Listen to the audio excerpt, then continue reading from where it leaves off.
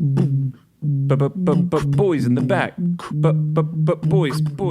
Boys. What is good? We are back with another episode of The Boys in the Back on a lovely, lovely spring afternoon. I mean, it's just beautiful outside. March 13th. Daylight savings time has come and gone. It's getting darker later. It's getting a little bit warmer, and my mood is just elevating as we crescendo into spring and summer. I am your host, one half of The Boys in the Back, Connor Burks, joined alongside me, as always, the man, Eric Conviction New York Rick Jackman. Yeah.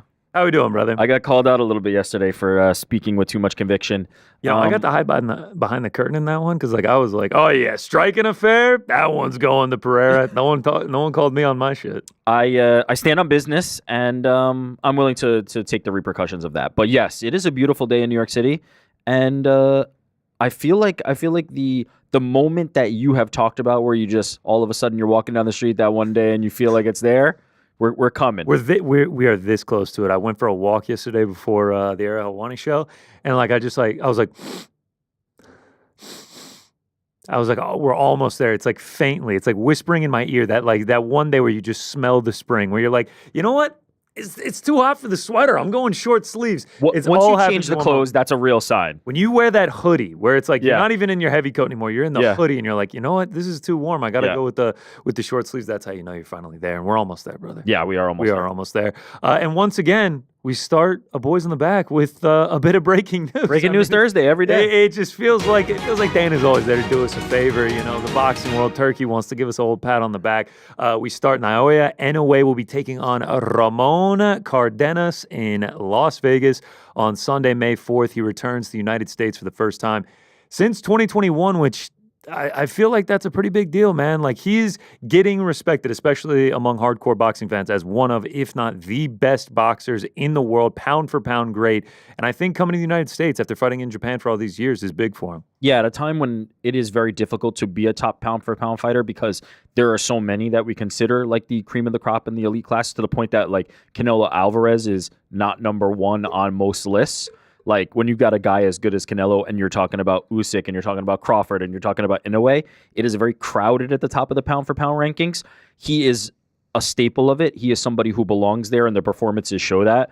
If you have not seen him, because maybe you just haven't heard the name, or because maybe you're just not aware of when he's been fighting, because most of the time, as you mentioned, this is first time in the United States since 2021. Most of the time he's fighting in Japan. This is happening early morning U.S. time.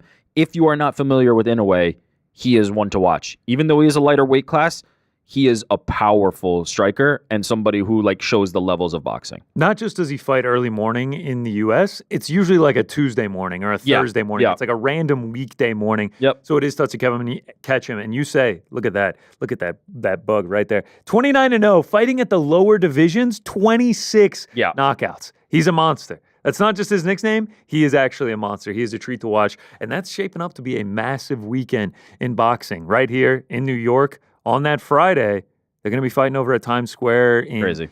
One of the most intriguing cards of the year, not just of the location, but also several big fights on that as well. And then on Saturday, we go out to Saudi for Canelo Skull. And then Sunday, Inoue against Ramon Cardenas in Las Vegas. Massive weekend for boxing.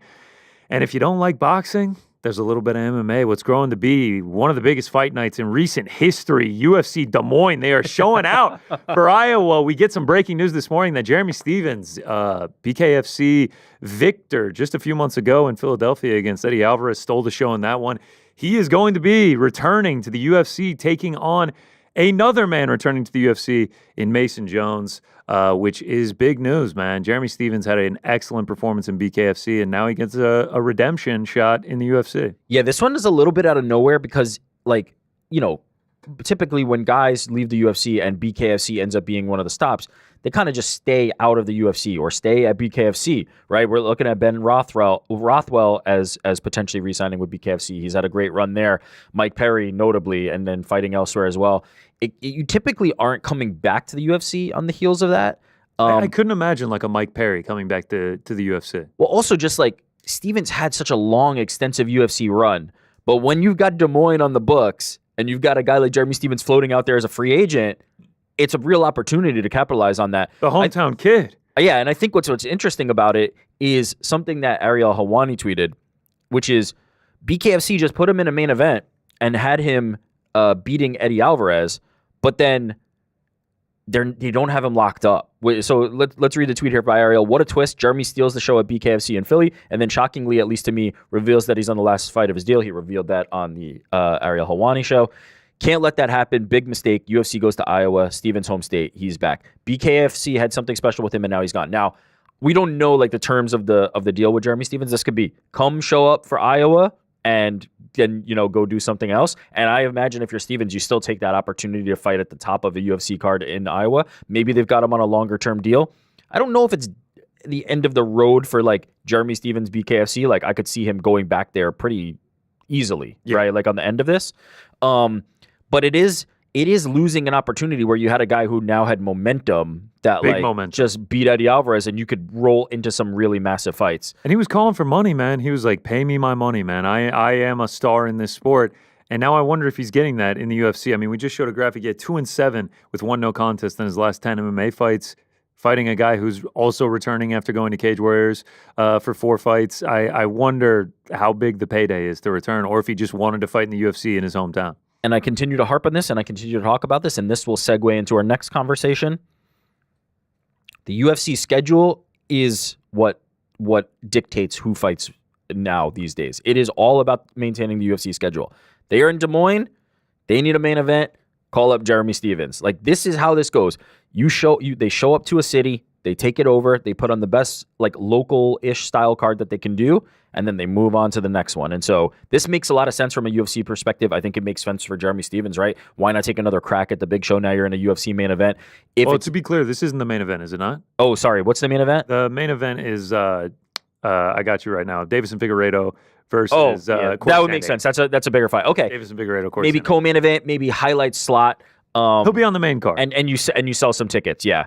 I did forget about Figgy and Sandy, which right away is a Chito Verio, Mario Bautista, a little bantamweight Breno Rodriguez, Jillian Robertson, Santiago Ponzinibbio, it's Daniel not bad. Rodriguez, Nishite Yana Santos, Montel Jackson, Daniel Marcos, 17-0, Peruvian. Oh, RDR Bo Nickel. We also found out that news that has been confirmed. Forgot about that one. I mean, I'm saying they're starting to put it on over there in Des Moines. I want to just throw it out into the ether. I just want to speak this into existence. We talked about it off the air. UFC London ended up not working out, not going to be there next week. Here's the plan for that weekend.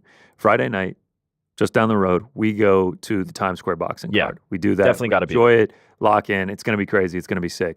Stay in a hotel out near LaGuardia that night. Get up, a.m., fly out. First flight out to Des Moines on Saturday. Take in everything that the Des Moines has to offer all day. Go to UFC Des Moines that night. First flight out back to New York on Sunday. Show on Monday for the recap. All-time weekend. I mean, this sounds like a plan. I could be convinced to do this. Not a lot of time away from home. The wife wouldn't have too much of a problem potentially. I might try to figure out a way to join you on this. I think that makes a lot of sense. I'll do it solo. You're halfway to Vegas already. Go see Inoue. Come back on Tuesday. You don't need to be here for Monday. I got you. No. This is crazy talk. How crazy is it? You're over. How you're crazy overstepping your bounds is there, it? Jordan. We had Uncrowned Day, Uncrowned Weekend. Jordan, meet me in Vegas. I got you. Rick, you fly back. Jordan, you meet me in Vegas, and we'll go to Inoue. Nah, we can't afford to lose them. Sorry, I'm vetoing this as EP. But I like the thought. I like the idea, and it is truly gonna be a pretty like stacked weekend. Mason Jones back in the UFC. Yeah. Welsh. Oban Elliott. This feels like they're teasing. Put on a UFC Wales card? Wales. Yeah, let's do UFC Wales. Yeah, I mean, I don't know what the market is like in Wales. I don't even know what the arena situation would be in Wales. I don't either. Do it at Wrexham Stadium. I wonder. A race course. I wonder what other talent could potentially be on that. But yeah, I mean, I don't know if the Mason Jones signing is the one that they're now making those plans around. But Oban's calling for something. Put it in his hometown, make him happy. Yeah, we'll see. All right, so that's the breaking news. Those are the stories that we're getting caught up on. Before we get to the UFC Vegas 104 preview, I know everyone's dying to hear about that, the rematch we've all been waiting for, Vettori, Delite too. We'll get into that. Before we get into that, though, it's kind of a hot-button topic right now. It feels like every YouTube channel is covering it. People on social media are talking about it. And it is essentially, does the UFC have a star issue? Are they not producing enough stars? Are they not garnering enough attention from individuals within the league, within the sport?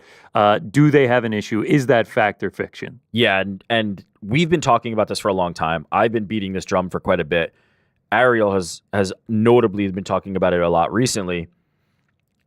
I felt like it would be inappropriate for me to continue to say this and to continue to talk about this without actually going back, without actually doing the research and thinking about this a little more critically and determining a very simple yes or no. Does the UFC have a star problem? And so I think I want to have a lengthy conversation about this. And at the end of it, I think we need to make a determination, fact or fiction, one or the other. Is it true that the UFC has a star problem, or is it not? We will determine that at the end of this. Here's how when I was going back, I thought about it, and maybe we can stick to this kind of outline. This is how I thought about it.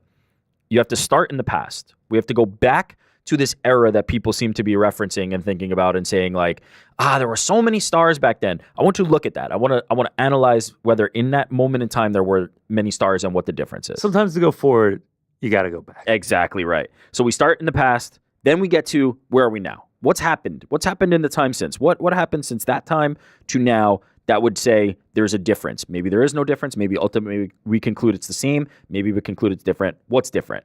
And then from there, I'd like to go into, so what now, right? If we are in this position and there is or is not a difference, what do we do? What does the UFC do? What can be done for the sport of MMA and then ultimately arrive at problem or no problem? I love Does that sound good? All right. So let's start in the past. I looked back. The best way I could contextualize this was 2010s. At first I was thinking like, do I just go back to 2016, which as Ariel Helwani has alluded to many times was like the peak year of UFC, right? You've got Conor McGregor double champs. Like it just exploded. It was just an insane year for the UFC. But going to 1 year, I didn't feel would be like a super accurate representation, right? Right. If you went to November of 2016, right after McGregor's coming off the double champ status and everything, that's the peak. That's the pinnacle. It's impossible to compare to that. So I thought, let's look at the 2010s. And what I noticed when looking at the 2010s was these are the big takeaways that I had. Number one, more American champions, right? At the time in the 2010s, there were just so many more Americans. We were coming off an era when there was American wrestling was like the predominant kind of style in MMA, and it was just showing. It was showing in the champions. The champions were there were a lot more Americans. Number two, big personalities, right? We mentioned Conor McGregor. Naturally, one of the biggest personalities the sport's ever seen. You have Ronda Rousey. In the 2010s, you've also got like the Brock Lesnar's. There's so many like big personalities that are very easy to go, yes, that person's a star because it's so obvious, right? You don't have to like think too hard. You don't have to go, there's not a moment where you go, are they a star? Like you would for potentially some other people.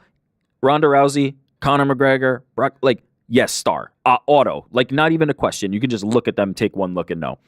And then the other thing that I noticed, two other things I noticed. One was we got some innovation. We got some evolution. We got some freshness. And I say that in the sense that like Conor McGregor bursts onto the scene and starts doing things that like nobody had really done to that point. And so that felt fresh at that time. And that's really important. And then lastly, longer title reigns. What we saw at that time was like the GSPs, the Silvas. Now, their title reigns started before this, right? Like Anderson Silva was a champion before the 2010s, but a lot of his title reign took place in the 2010s.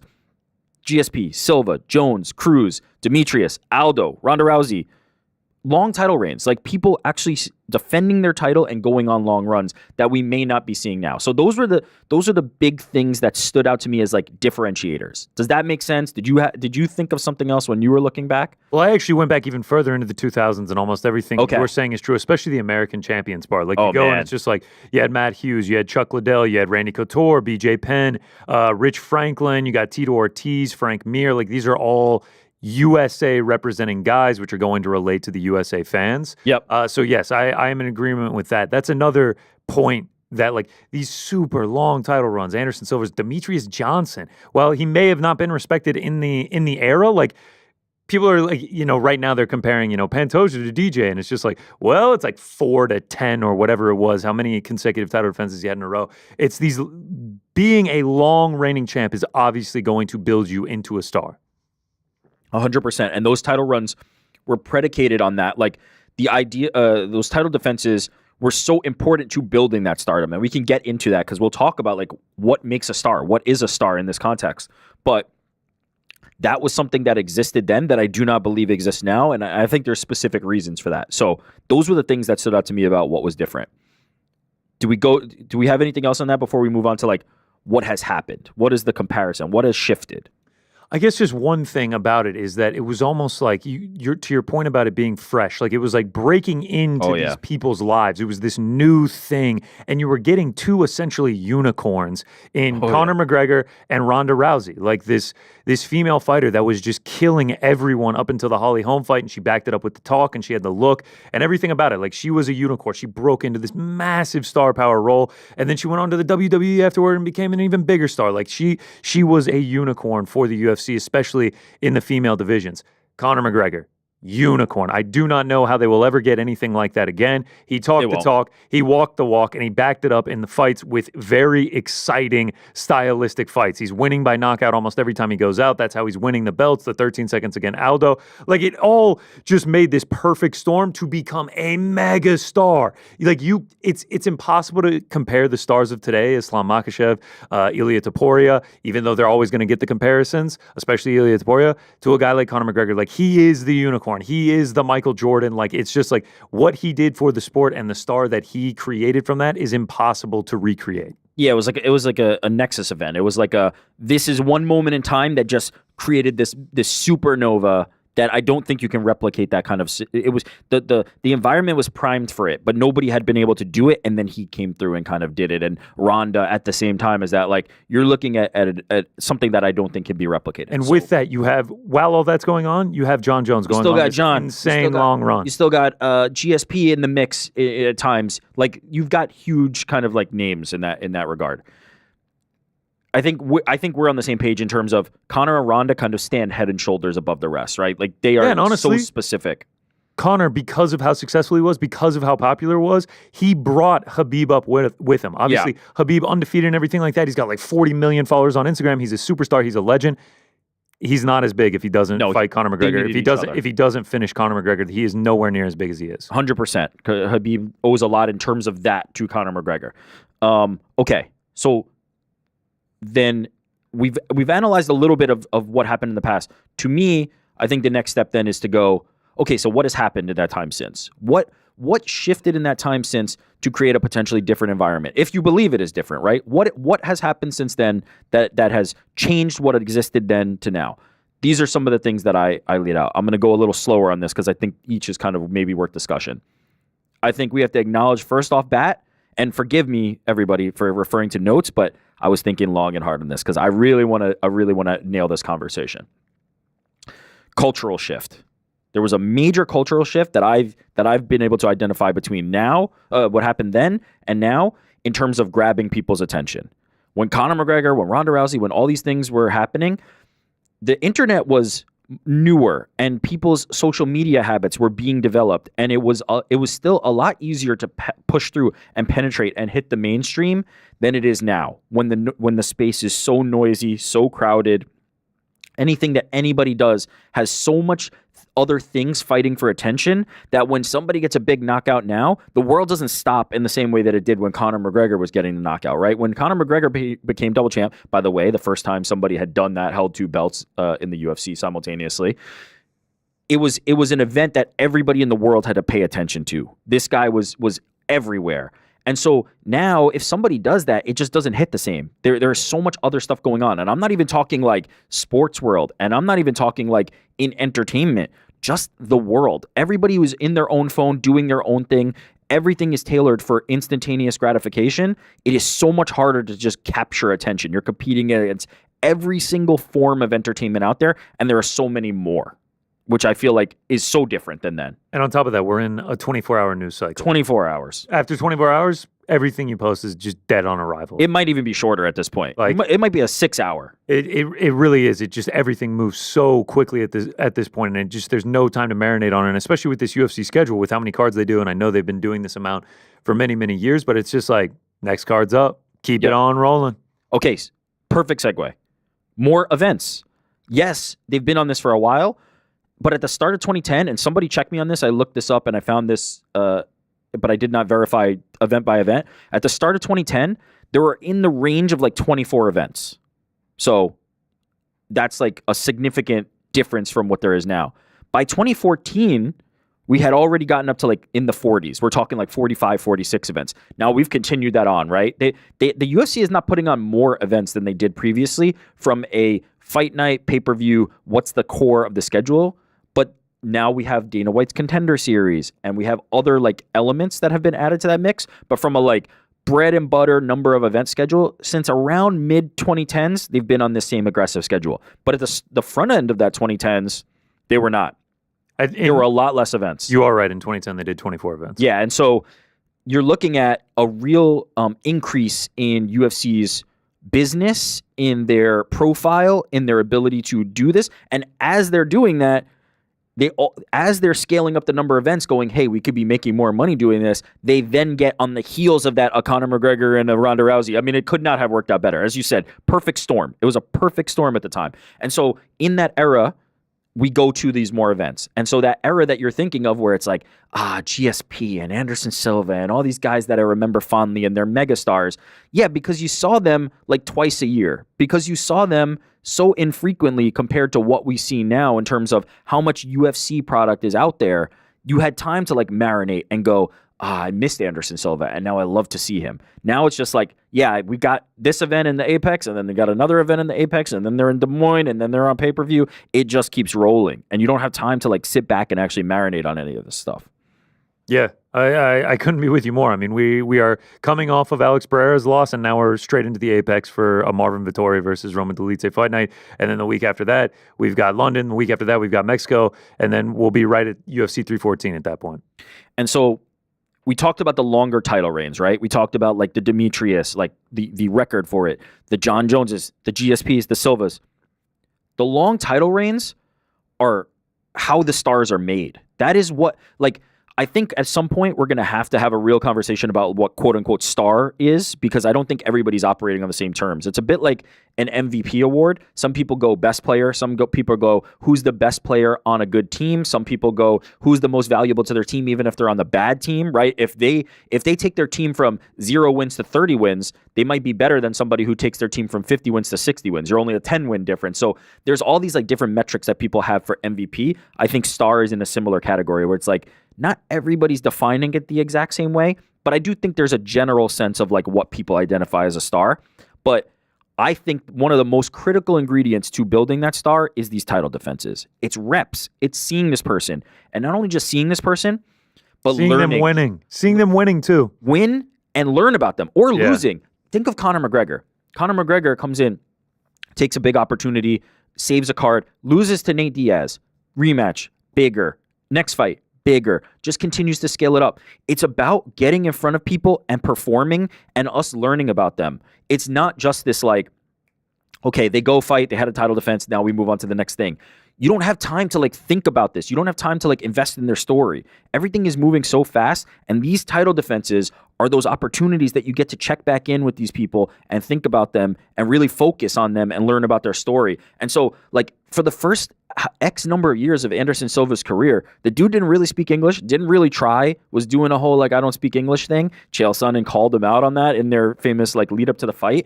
And so he was mysterious. And then as we kind of peel back the layers, we learn more, and peel back some of the layers, we learn more. And that is so essential to this like star process. That is so essential to this like feeling like you know somebody. You have to have personality. You have to connect with the audience to captivate them and be a star. And then you have to parlay it. You have to combine it with the performances. Yeah, if we just like get somebody who has 3 title defenses and then kind of falls out of that picture, like you don't learn about them. Do you think there's an argument to be made that there's less title defenses because the game has evolved so much and everyone has just leveled up and it's just that much harder to retain the belt? 100,000%. There is so much more. Another thing that I've thought about that's changed is there is so much more parity in MMA today, from the sense that there's 10 guys that I think could be champs in multiple weight classes. Where just like on the right night, everybody is so skilled now that a game of MMA has evolved so much compared to that time that they were making these title runs and these long title defenses, that everybody has an opportunity. Like when you look at like a guy like a Sean O'Malley or a Marab or a Corey or a Figgy. Like everybody in that division is so fucking good that any of them could be champion if another one is out of the picture. Umar, like there's just so many good guys and girls in MMA now and the game has evolved so much to the point that people are just primarily MMA fighters and starting in MMA that there's so much more opportunity for somebody to be a champion, but that also means there's so much more opportunity for the champion not to have a long title reign, for it to turn over a lot quicker. So I believe that 100%. Yeah. All right. So this is everything in our opinion on what's happened, what's changed in the culture, what shifted among the UFC from those days to now and how we ended up here. So now we are here. Your assessment on the overall picture of what it looks like right now. Yeah. So I have confidently said in the past that I think the UFC has a star problem. What I've at the end of this kind of thought about and ultimately arrived at is I think there is a lack of the same kind of star building that the UFC had previously, but I would not call it a problem. I would not say that this is a dire circumstance for the UFC. I would instead argue that like maybe by design, stars are not the driver of the sport anymore that they once were. And one of the things that I thought about that like kind of stuck in my head is I was thinking about the business model and thinking about the UFC and thinking about their business at that time. At that time, they needed a Conor McGregor for them to take a next step. They needed something to break through, or a Ronda Rousey to break through and then take them to the next level that they could command more money. They were chasing the money. They were the ones going after the money. They needed to go after ESPNs. They needed to go after these big rights deals. Sitting here in 2025, the money chases them. They used to chase the money. Now the money chases them. They are the big fish in the pond. They are the UFC. They are going to command an insane amount of money. To go back, in 2018, I'm not even going back to like the early 2010s. In 2018, when they signed with ESPN, the deal was for $1.5 billion over 5 years for broadcast rights. I'm seeing all kinds of reports now that they are commanding at least $1 billion per year on the next broadcast deal. So 1.5 for 5 years in 2018. We're now 7 years later, and we're looking at $1 billion per year, whatever they sign. Exponential growth in terms of what that broadcast deal is like. And these are going to be people that are coming to them. These are going to be suitors that are going, let us pay you $1 billion per year, as opposed to the previous era where they're scraping and clawing and trying to find their way. The valuation when the UFC sold in 2016, $4 billion at the time, seeming like, holy shit, the UFC just sold for $4 billion. I'm seeing valuations now of $11 billion, $12 billion just a few years later of what the UFC is worth to the portfolio of TKO, to TKO and WME. And so the idea that like we have an issue on our hands does not jive with how good the UFC's business is doing. It does not jive with like, if this was a quote unquote problem, you would have to assume that the business was in a worse position than it is. And if you're just looking at the numbers, it is not a problem for the UFC. It isn't a problem. Like it's just plain and simple like that. They are setting records with revenue. They're setting records with gates. Their social media, their YouTube, everything is on fire. Each week, people are watching week after week. They're about to command massive money from these TV right deals, and who knows how they're going to allocate it, whether it's spread across multiple streaming platforms. It's like they're as big as they've ever been. So how could this be an issue for them? And then when it comes to the actual stars of today themselves, I still like, yes, maybe they don't have a McGregor. They don't have a Ronda Rousey. They still kind of have McGregor, but they still kind of have McGregor. Like he's kind of like halfway attached to it. They still do have stars. Islam Makhachev is a star. He is becoming a long-reigning champion at 155. He has this incredible story with the connection to Khabib, this amazing resume that's getting built each time he goes out and fights. He just hit 10 million followers on Instagram. I think the only people ahead of him are Khabib, Conor, and Ronda. Like, it's just like he has more followers than John Jones. Like, if we take out these outliers of Conor and Ronda and Khabib, who a lot of that following came from that Conor rivalry. Fight, it was so, like the amount of followers he gained during the build-up to 229 in the fight night was absolutely insane. Like, it was just absolutely ridiculous. You take out those outliers, it's just like he's right there among all the other stars. The GSPs, the Anderson Silvas, like he is a star in his own right. Then you have Ilya, who now could put on a super fight with him. You have Hamzat waiting in the wings. Hamzat has more followers than John Jones, or just as many followers on Instagram as John Jones, and the dude doesn't even have a belt yet. Yeah. Imagine if he goes on a long title run at 185. He's going to become a mega star. Like, he is absolutely huge. You have Pereira, who doesn't have a belt now, but he's still a star. You have John Jones, greatest of all time, star. O'Malley is still a star for you, and he's going to potentially fight for the belt later this year. Paddy Pimblett, there's guys that have potential to blow up. Obviously, it's just projections, but like Paddy Pimblett keeps winning. He's going to be a massive star for you. You touched on something really important there, which is potential. Yeah. I think a lot of this conversation comes down to people eliminating options by limiting people's potential. And when I say that, I say this like with the benefit of hindsight. But when you go back to 2015, 2016, 2014, not everybody was ready to go, Conor McGregor is going to be the biggest star in the business. I don't think many people were. Well, there was one, and his name was Conor McGregor. Everybody else had to be convinced. There was one guy who believed it, and it was Conor McGregor. And every single other person, including the UFC, including Dana White, had to be convinced. And he, to his credit, his everlasting credit, he went out there and did the work to convince them, and he delivered on everything he said he was going to.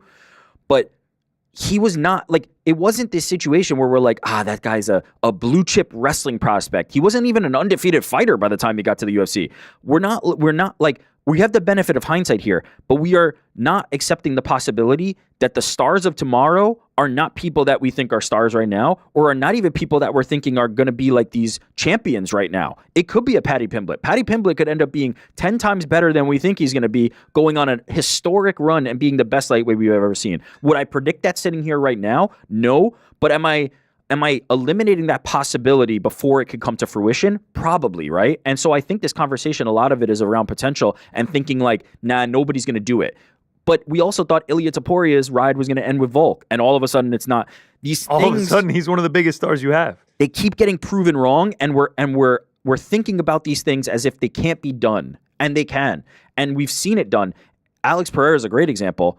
Alex Pereira was supposed to be the B-side to an Israel Adesanya title fight. That's all he was supposed to be. Alex Pereira was brought in to be somebody for Israel Adesanya to feast on, to settle a rivalry, and then continue on from there. Now, that ended up being amazing. Sean Strickland gets in the mix somewhere in there. It worked out perfectly. Alex Pereira becomes a big star, a huge star, one of the UFC's biggest stars in the back of that.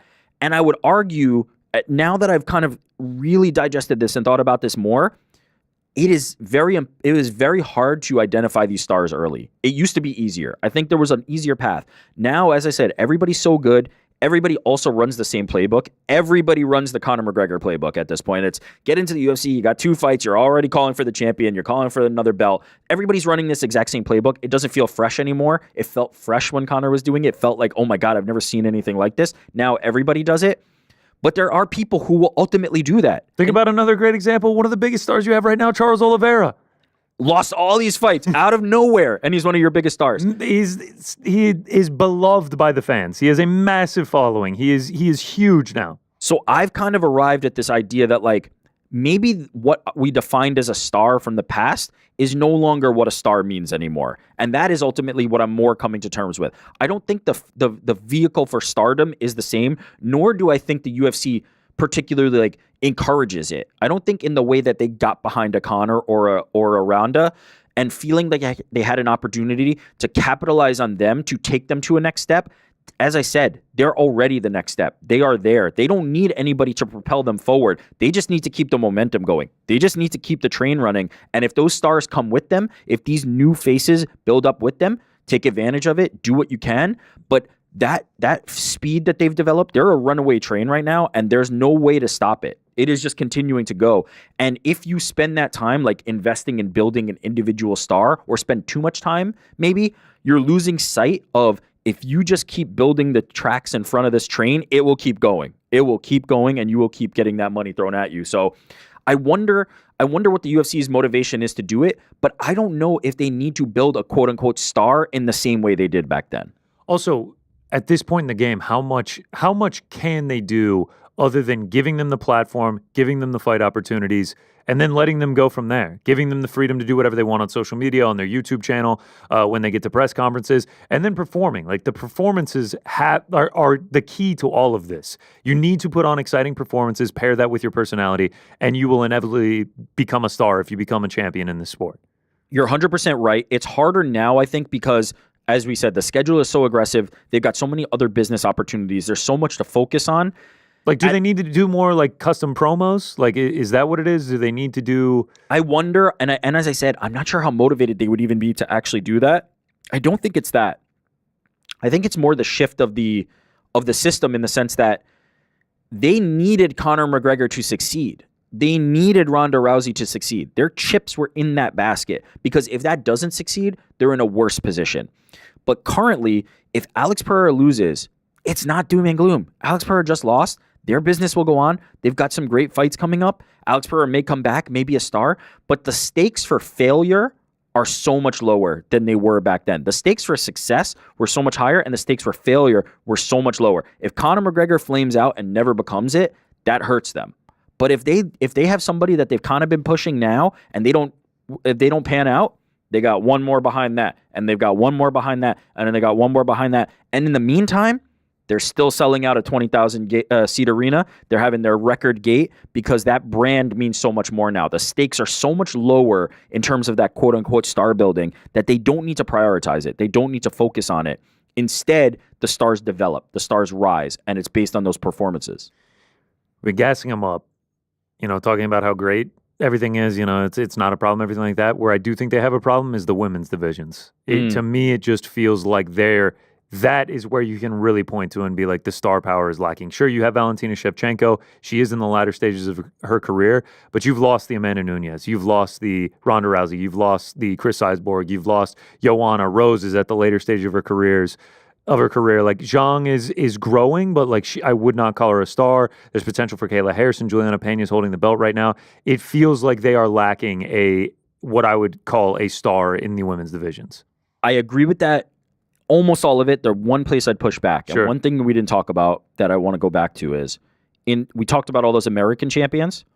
The sport has become significantly more global. Not in the sense that MMA was not a global sport back then, because it was, as we know, like Brazil's long history of champions in the UFC.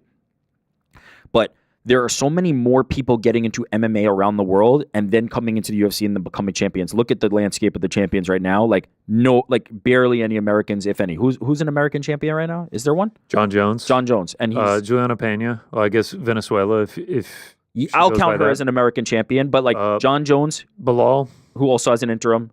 Bilal, who says, "Hey, flies put the Palestinian flag," but like is American.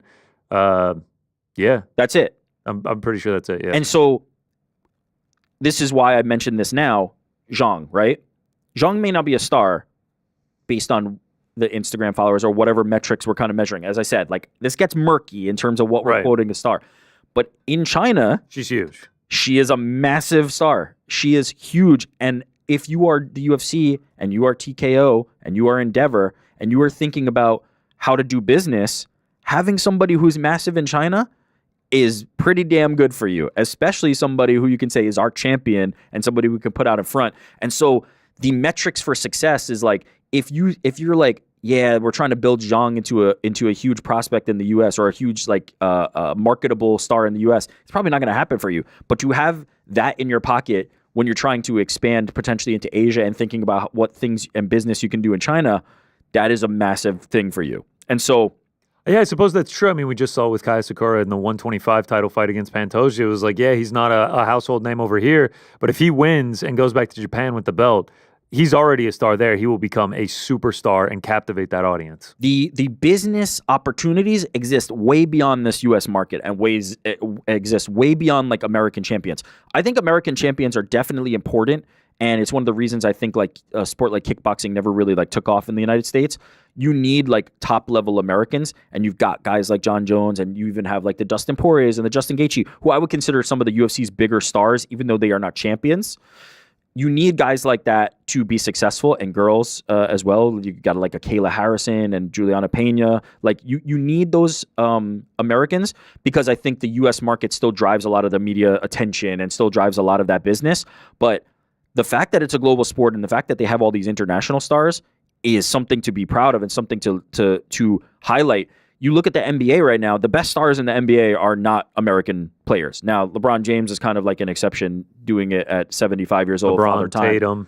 There's guys, Luka, but like Joker, Luka, SGA, like the top guys, the actual best players in the NBA right now are international stars.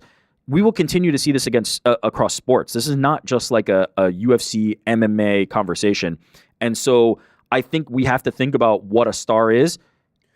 That's a valid market specific. This is a valid point by you, because remember how much Brandon Moreno blew up, and just how much the Mexican market blew up after he became champion. Then look at DDP, like the return that he gets when he returns to South Africa, the welcome that he gets once he gets back there with the belt. It's massive. Magomed Ankalaev, when he landed at Dagestani Airport, people waiting to just cheer him on, everyone going crazy. Marab in Georgia, they threw a parade for the guy. Yuri in the Czech Republic, like, having these champions from these new markets. Look at Elia with the first Spanish champion. He's going to Real Madrid games, and there's 90,000 people, and he's putting the UFC belt in front of all of them, and he's hanging with Sergio Ramos and all the biggest Spanish stars. Like, he is a household superstar in Spain. So yeah, that is a decent point by you. The best mix of this is when you can do the combo, when you can have somebody who's a huge star and the nation is behind them, like a GSP or a Conor McGregor or an Anderson Silva, where their nation is behind them, but they have like an American sensibility to them, where they have the theatrics and they can promote and you can figure out how to capitalize on them. Conor McGregor was not an American, but Conor McGregor, people identified with him. American audiences identified with him. You don't need to be American for American people to support what you're doing and to get behind your story. And so even like a Jokic, like there are tons of American fans who love him, even though he is not from America. And Giannis, like there's infinite examples. The best mix of that is when they have their nation behind them, but the American fans can still say, yeah, that guy's the best of the best, or girl's the best of the best, and I can identify with them and I can tune in for them. So I don't think it's necessarily a bad thing that we're seeing like less and less Americans, but I do think it would help that instantaneous recognition for U.S. audiences to be like, yeah, I root for that guy or girl. One other reminder with all of this is that MMA moves incredibly fast. So like fast. This sport just keeps rolling. I see a lot of people like looking back on the posts. I've seen posts where people are looking back on like the champions in 2020, and it's like DC and Izzy and people like that, and they're like, oh man, we complained about these guys, now we do anything to get them back. Like, the sport moves unbelievably fast. Who knows what it'll look like in a year? Who knows who the champions will be in a year? Like, everything could be different. And I kind of wanted to run through with you just like each specific weight class and kind of just give them like a barometer of like where they're at in terms of how is this division doing in terms of like star power and notoriety. I would love to do that. I think there's two parallel conversations that have been like swirling in the MMA space simultaneously, which is like star, but then there's also boring. Okay. Are these guys boring? Because I'm hearing a lot of this shit, and we saw, who was it that tweeted recently? Somebody recently tweeted and was like, if you find these people boring, like, you're stupid. Or was it Mayhem Miller who was on the show yesterday, who was on with Ariel yesterday and was like, how could you find Marab boring? Or people like that. I also feel like this conversation has taken two kind of separate paths, which is like, who's a star? And also, are the UFC champions boring? Because I would love to get into that. All right, let's do both of them as we go through it. Let's start with the men's flyweight division. Alexandre Pantoja. I do not think that he is a star despite being one of the best fighters on the roster. And I think a lot of that has to do with 125 just always being disrespected. You can look through rose-colored glasses. You can look through the lens of nostalgia, especially with the late career resurgence, the post-career resurgence, especially on his YouTube with Demetrius Johnson. Long reigning champ at 125. The UFC traded him. I admittedly was not a diehard fan back then, and I've talked to you. I was like, man, I wish I was around for DJ's run. You're like, no, you don't. Like, people said he was boring. People said he was just ho-hum, run-of-the-mill guy. Like, 125 just seems like it's always getting disrespected. Was Brandon Moreno the biggest star from 125? Of recent years? Like, I'm just trying to think. It has been a maligned division since the start. People have always had a hard time identifying with the smaller guys. DJ's run, to the point that they traded him. Like, to the point that they traded him for Ben Askren, they didn't give a shit about like a champion who had 12 title defenses, whatever his record is. DJ was much maligned. Everybody called him boring. Now all of a sudden we're looking back and be like, "Oh, DJ, we miss him. Go." Nobody was saying that at the time. Nobody was saying that at the time. Let's focus in on Pantoja. You say not a star. I agree with that. Boring.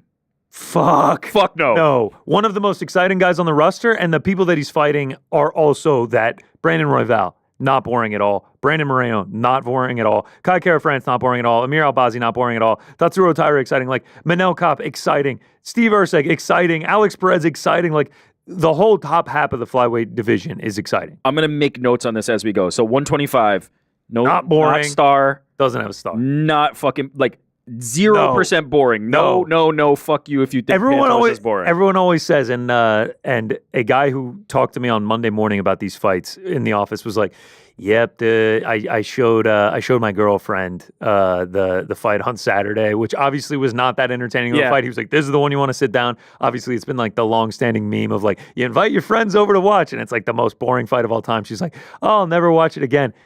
Everyone's always like, "Yeah, bring her over for the Pereira fight or the John Jones fight, like the upper weight classes." No, bring her over for the Pantoja fight. Fuck yeah. Be like, watch these dudes go at it. We gotta start the bring your girlfriend for Pantoja movement. Honestly, bring her for the pants fight. She'll find like them being smaller. They'll be like, they're so cute. Yeah, wait till they get in the octagon. Wait till they get in the octagon.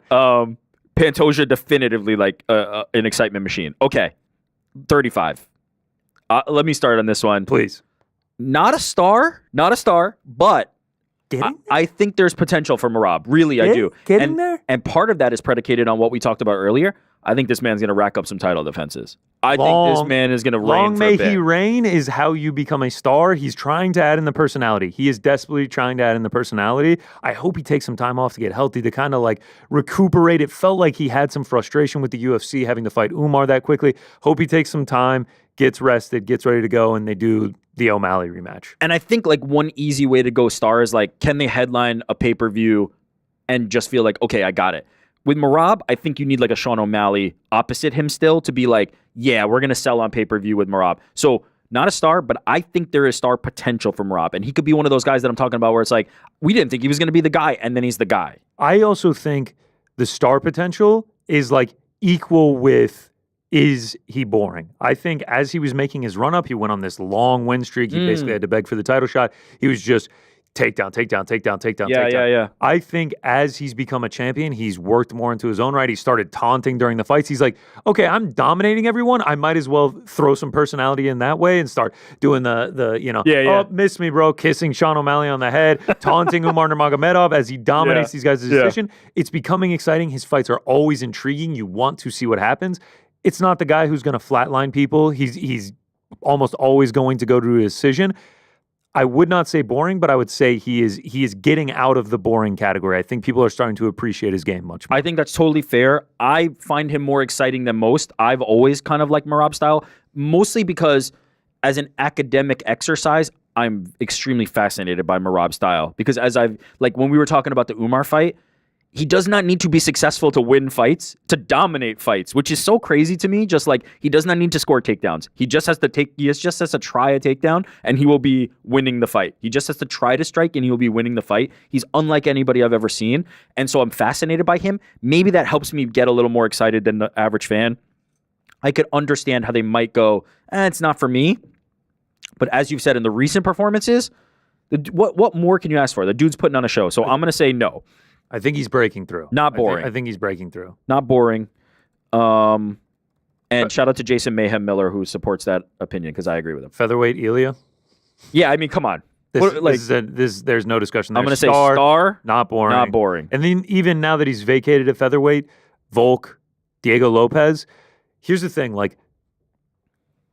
and I wanted to get into this. Diego Lopez is not a star yet. He is certainly not boring. Neither is Volkanovski. And Volkanovski is, I would say, he's right on the fringe of being like a star. I agree with that. Like, I think he's beloved. I think people love him. But in terms of like the casual nature, I feel like most people know who he is. Not all people know who he is. I think a good barometer is like, are you more famous than the people who are not champions, right? Like, is Volk bigger than Max? Is Volk bigger than Dustin Poirier? Right. And he's kind of like right there. He's not quite there yet. You know what I mean? But he's almost there. Or he's like, oh, maybe even if he's equal, your champion should be maybe a little bit elevated above top contenders. So like, I agree with you. Like he's fringe. He's like fringe for me.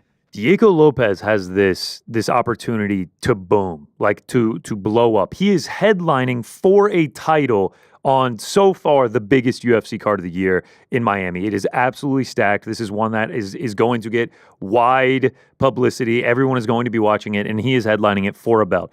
He has an interesting look to him. He has personality. He has a very exciting fighting style. If he goes out there and finishes Volkanovski, he has something like 600K followers on Instagram. I could see one of those like ESPN MMA tweeting out just like, oh, Diego Lopez went into the title fight against Volk with 600,000 followers on Instagram. Now he has 1.6 million. And like the star of Diego Lopez begins to rise, and we give him the Movistar rematch, and like he starts trying to build it up at featherweight. I would not say he's a star. He is certainly not boring, but he has potential there. Like, he has massive potential there. He's a perfect example of what I was talking about earlier, where it's like, yeah, we didn't think he was going to be the guy, and then all of a sudden, Diego Lopez becomes a champion. Diego Lopez has 4 title defenses. You're like, holy shit, Diego Lopez is a star. Like, it can happen. It can just happen that way, the same way it happened for Alex Pereira. He reps Brazil. He reps Mexico. Like, he does it both. And then he's on top of a card with guys that also have star potential with them. Co-main event, Paddy Pimblett versus Michael Chandler. Oh, yeah. Michael Chandler, I would say, is a star. Paddy Pimblett, I would say, is a star who has potential to become a superstar within the sport. He's only growing. He only keeps winning. If he beats Michael Chandler, then he's in that top 6, 7 range. And like we're eyeing, like, man, he's like 1 or 2 away from getting a title shot. Carlos Praches goes out there and knocks Jeff Neal out. He just keeps on trucking, baby. Fight nerds to the moon. You got John Silva on that card now, too, against Bryce Mitchell. Another guy. Knock out Bryce Mitchell, who was in the news for these crazy comments and everything that he said a few weeks ago. And it's like Dana White's like, oh, the good news is he fights in the UFC. You can see him get knocked out. And that guy's going to be John Silva. There's the guy. And he's going to go bark into the camera afterward, and he's going to put on the glasses, and he's going to cut a promo in Portuguese. And then you got Pitbull on there as well. It's like, yes, he's older, but it's like, man, welcome to the UFC. But it's that good mix of Volk, Pitbull, like established older Chandler guy, and then like up and coming. It's a great mix of that. Yeah, I mean, that 314 card is a potential showcase. All right, let's keep rolling. 145, obviously star, obviously not boring. Next. 155.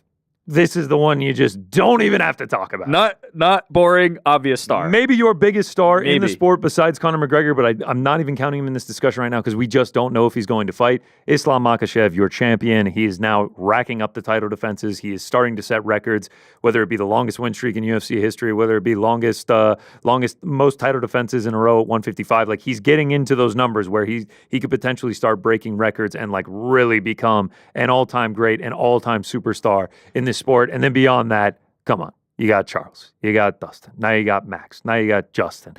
You got Hanato Moicano. You got Paddy Pimblett. Got Ilya. Like, you got Ilya in there now. Like, it's like 155. There's no discussion here. This is going to be a hot take. Islam Makhachev is boring. Stop. With how fucking good he is, because there's nobody who can even touch the guy. It's ridiculous how good he is. I'm bored by his greatness. Like, I want to see him challenged in the way that like Volkanovski did in their initial first fight. Like, he's just so fucking good. It's ridiculous to me how good he is, and he's such a big star. Like, he's almost like, I'm joking about his dominance, like his greatness being boring, but it almost does work against him to a certain degree, because some of the greatness comes out when you're like really pushed and you're really challenged. I think that Volk fight did a lot for Islam, actually. Shit, the Dustin fight. And the Dustin fight got bloodied up in that one. Now, you know, Ariel talked about how it was 2-2. Like, in reality, it was 3-1 for Islam. We're not going to rehash that. It was a great fight. He almost needs somebody to really like push him in the way that Volk did in that first fight. And I need maybe Ilya can be that guy. His greatness almost works against him in the sense that it's like most people don't think he can lose, like don't think he can be challenged. And so he's just going to continue to reign. Sometimes you need that adversity, and I would like to see that, but he's criminally overlooked when we talk about how stars that the UFC has. He's 1A with a bullet, Islam Makhachev is a massive star, no doubt. After the last pay-per-view, not 313, after 312, I got into the Uber and the guy asked me what I was doing, so late at night and everything. I was like, watching the UFC fights, blah, blah, blah. He's just like, he's like, Islam Makhachev? I'm just like, yeah, I know Islam Makhachev. Yeah, dude, I am aware of one of the sport's biggest stars. And he just went on this like rant about how much he loves Islam Makhachev. And I was just like, wow, shout out to Islam. But he also has, like, if we want to play the fun game of like projection of what could become for Islam, it's just like, he could get a super fight against Ilia Topuria, hand Ilia Topuria his first loss. Or flip side of that, Ilia Topuria gets the upset. Now he's double champ. Now it's Ilia Topuria is the biggest star of this sport. If he knocks off Islam, dude is rocket ship is already on his back. Put 10 of them and just absolutely blast them off. If he goes up there, if he does it and starches Islam or chokes him out or does whatever he says he's going to do, and I can't fault whatever he says he's going to do, I have to trust because he just does it. Yeah. He goes out and does that, strap 10 rockets to his back, and it's like 15 million followers, pay-per-views, do the show in Spain, do it at a stadium. But if Islam wins, it's just like, okay, now he's handed Ilia his first L. Then, like, the murmurings really start to talk, especially if Bilal loses his belt at some point in the next year. It's like, what if he just goes up to 170? If he has double champ potential, his size, his strength, everything like that, it's just like the potential is there. And if he leaves, 155 will still be in good hands. Yeah, 100%. And even without that, even if the Ilia fight is just another win and then maybe he doesn't go up to 170, he just continues to stay at 55. This is the path to greatness. This is how you achieve it. It's just how you continue it. At this point now, it's just like each win is just like closer and closer to just greatness. It's just like, I think he's at 15 wins in a row right now. And then it's just like 16, 17. It's like, oh, he's 31-1. Oh, he's 32-1. Oh, he has 8 title defenses at lightweight in a row. It's just like, each win becomes huge, and if he's doing it against these massive, massive stars, like a guy like Ilia Topuria, if he were to fight Charles again, if he were to fight Justin, like these superstars at 155, like the potential is there. I think a second belt will be massive, but at the same time, like I almost feel like Islam exists so far outside the like scope of normal kind of conversation in that I don't think he needs a second belt to like, he can take that Habib path and just be a dominant 55er, and his legacy, his career, his greatness, his star power will all be there. 70 would take it to another level though, but I don't think he quote unquote like needs it. All right, let's go to 170. Yeah. This is the one division. Not a star. Not a star. I would say on the side of boring, especially amongst fans, believes that Bilal is boring. But beyond that, like I love JDM. Boxing, love him, not a star at all. Does not bring a ton of personality to the table. Like if he were to take the belt from Bilal, I feel like they're still in like a similar situation of the 170 champion not being a star. Not a star. No, JDM would not be a star even on the heels of that victory. I really want to push back against Bilal being boring because I feel like that narrative has really taken over. I understand. I get it. I'm not about to sit here and just go every single person is exciting. It's not the most exciting style. But what I think will happen inevitably with Bilal is what I think happens with Merab, which is like, you just have to acknowledge how good and how well-rounded the guy is. It's actually almost the exact same story of just like got up to so many wins in a row and then ends up finally getting the shot. And it's like, oh, you mean the guy that just like won 1,000,000 fights in a row is actually like really good at fighting and he became the champion? Like, I'm shocked. Khamzat Chimaev and Bilal are not the same, right? When you watch a Khamzat Chimaev fight and he's shooting from 20 feet across the cage and trying to rip Robert Whittaker's head off, it is a lot different than when Bilal is like, yeah, I'm just going to be pretty damn good with the boxing. I'm going to mix in some takedowns, and I'm really just going to have a style. I think we have just made everybody wants everybody to be boring. I almost feel like there's a motivation for like people to say like stuff is boring when it's not boring.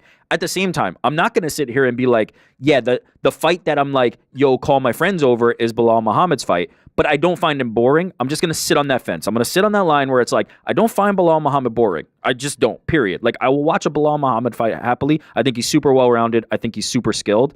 But at the same time, I'm going to acknowledge when the ones I get up for are not that. It's the Khamzats and the other people that we'll potentially talk about on the rest of this list. So I'm perfectly fine, like kind of riding that fence, sitting in that middle ground where I'm like, I'm not going to call him boring, but I understand if somebody's like, that's not my favorite style. That's fine for me. I can accept that. Also, I mean, beyond that, like Leon is not like wildly exciting. No. Like Sean Brady is not like wildly exciting. Like they are unbelievable fighters. Do not get me wrong. All of these guys, especially at the top of this division, are unbelievable fighters, but like they're not wildly exciting. They don't have massive personalities. Like 170 is the division. Like I feel like a Shavkat will be the biggest star, especially if he becomes champion.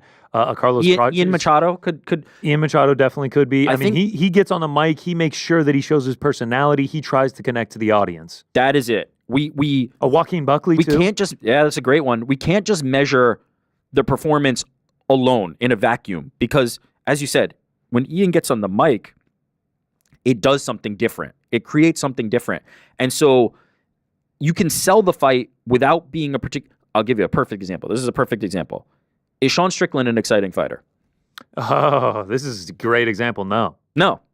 He's just not. Like I'll say it here. Sean I'd rather watch Strickland's Bilal than Sean Strickland. Sean Strickland Straight up. is the Venn diagram, but it's just two separate circles, and it's just like way he talks about the fight, way he fights. Yeah, and so people love Sean Strickland and are excited by Sean Strickland, but it's not because of the in-cage performance. And I can understand that, and I perfectly accept that. It's actually because of one in-cage performance. The Izzy one where he won the belt was the one that like propelled him to this superstar status. He became champion. He says all these things on the microphone. He connects to the audience, everything like that. But then the other ones have matched the rest of what we saw from Sean Strickland. Yeah, and even that one, like, it was a great, don't get me wrong, a Dominant performance, but it was what it was just a Sean always Strickland does. fight. Yeah. And so he's selling more of that outside the cage thing. There's other ways to do it. I would argue that, like, he's not I don't know how to phrase it. Like, I guess he's an exciting fighter, but it's not the fighting. It's the other parts of it. It's the things that, like, he's going to say on the mic. Makes you want to watch. He makes you want to tune in. Watch. And so there's other ways to do it. It's not only about that. Anyway, suffice it to say, like, I'm kind of like in the middle on Bilal. I'm kind of in the middle on 170, but I understand. I understand where people come from. I think for the UFC, the best case is if Shavkat becoming an undefeated champion. Or if Bilal just keeps going and all of a sudden he's 5 title defenses deep and you're just like, I have to fucking respect this guy. We forget Khabib, like, first of all, I mean, I tried to float this with Ariel when we were on having a conversation like this last time. Like, I found most of GSP's career pretty boring. I know he's an all-time great. I know, I found most of GSP's career pretty boring. I was always an Anderson Silva guy, and like, I think we're looking at guys who are of that mold. Like, Bilal reminds you of GSP in the sense that, like, he's not. I know he says he's the best boxer in the UFC. I don't agree with that sentiment. He said he's going for 0 takedowns against JD. Sure, yeah, sure, okay, but he's capable enough on his feet that he can, wherever you're uncomfortable, he's comfortable, right? So if you're uncomfortable in the takedowns, he can take you down. If you're uncomfortable on the feet, he can beat you on the feet, right? We saw it against Sean Brady. Sean Brady's a better grappler than striker. Ball's like, sure, let me piece you up on the feet. JDM, I imagine he's going to shoot for takedowns, and I imagine he's going to have him uncomfortable. All right, so you say that go on the long title run. If he does that, that means he beat Shavkat at some point. He handed him the first. Oh, that will gain him a massive amount of respect. I mean, also, if Shavkat wins, he'll be the first champion from Kazakhstan, which will be massive. Can you imagine the reception he'll get when he comes home? It'll be huge for a place that loves combat. I mean, Triple G, like they have had the Instagram flags just go crazy. Anytime you go on anything, anytime he tweets, it does the engagement is just insane. Bro, out in Kazakhstan are just liking every 100%. Shavkat post. They're just the Shavkat army. Besides the point, if Bilal wins that fight, it's very similar to bring us right into 185. DDP has massive star power, good-looking dude, exciting style, gets on the mic and trash talks like nobody's business, like very underrated trash talker. Khamzat Chimaev is waiting in the wings. He, in my opinion, Shavkat and Khamzat, if they get the belt, they will be bigger stars. But by defeating them, you become a star in your own right, Bilal and DDP. 100%. I think you're right to point that out. Like, you get some of what they lost, like what that potential was going to be. You get to capture some of that, and I think that'd be big. Let's talk DDP. I think, like, he's not there yet. He's like definitely not boring. He's early star. He's like on the cusp. Beats Khamzat if that's his next fight. That's what that'll propels launch him. it. That's what I think you're right. In the resume he's racking up, the wins he's got, like, the eyes that are going to be on that one because Khamzat Chimaev is finally fighting for a title, and what he's going to do, we know, we've seen it in fights before. He can talk on the mic, good-looking dude. He'll promote the fight properly. He'll get in the cage, and if he wins, it's probably going to be in exciting fashion. I can't imagine him and Khamzat point fighting for 25 minutes. And if he retains the belt, then that's where you really start to propel the super. So let's transition right to the second half of that. Definitively not boring. DDP, if you called him boring, you're not watching fighting. Like, I don't know. Like, even the Sean Strickland performances, some people didn't love him. I didn't love him either, but I didn't find it boring either. I was kind of just in the middle there.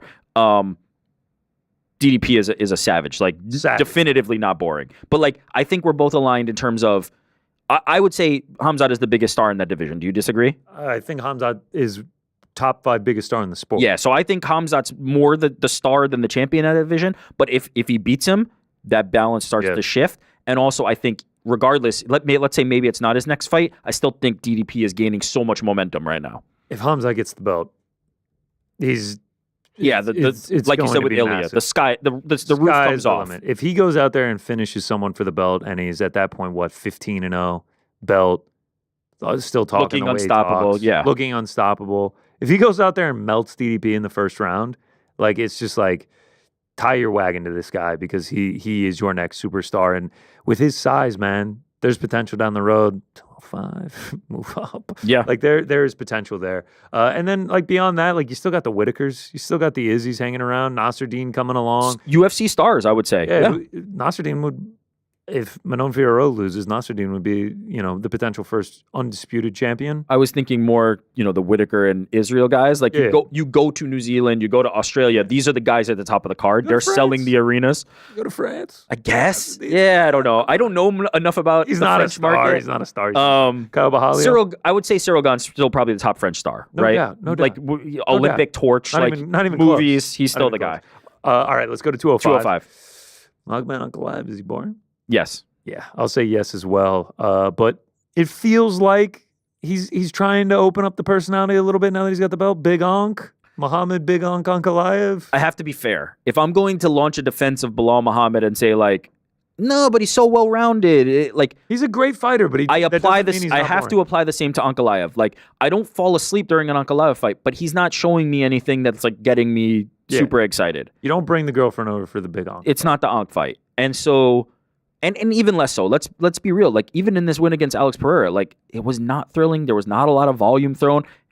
We should be clear. Alex Pereira was in that cage and did not do anything. So it's not Ankalaev's fault. But he's not thrilling me. And I think we're both gonna align. He's not a star. Not yet. No, not yet. But there's stars waiting in the wings. Pereira's still there. Yuri, the man standing over your shoulder, is still there. Jan, on the back half of his career. I think Carlos Olberg could potentially be a star.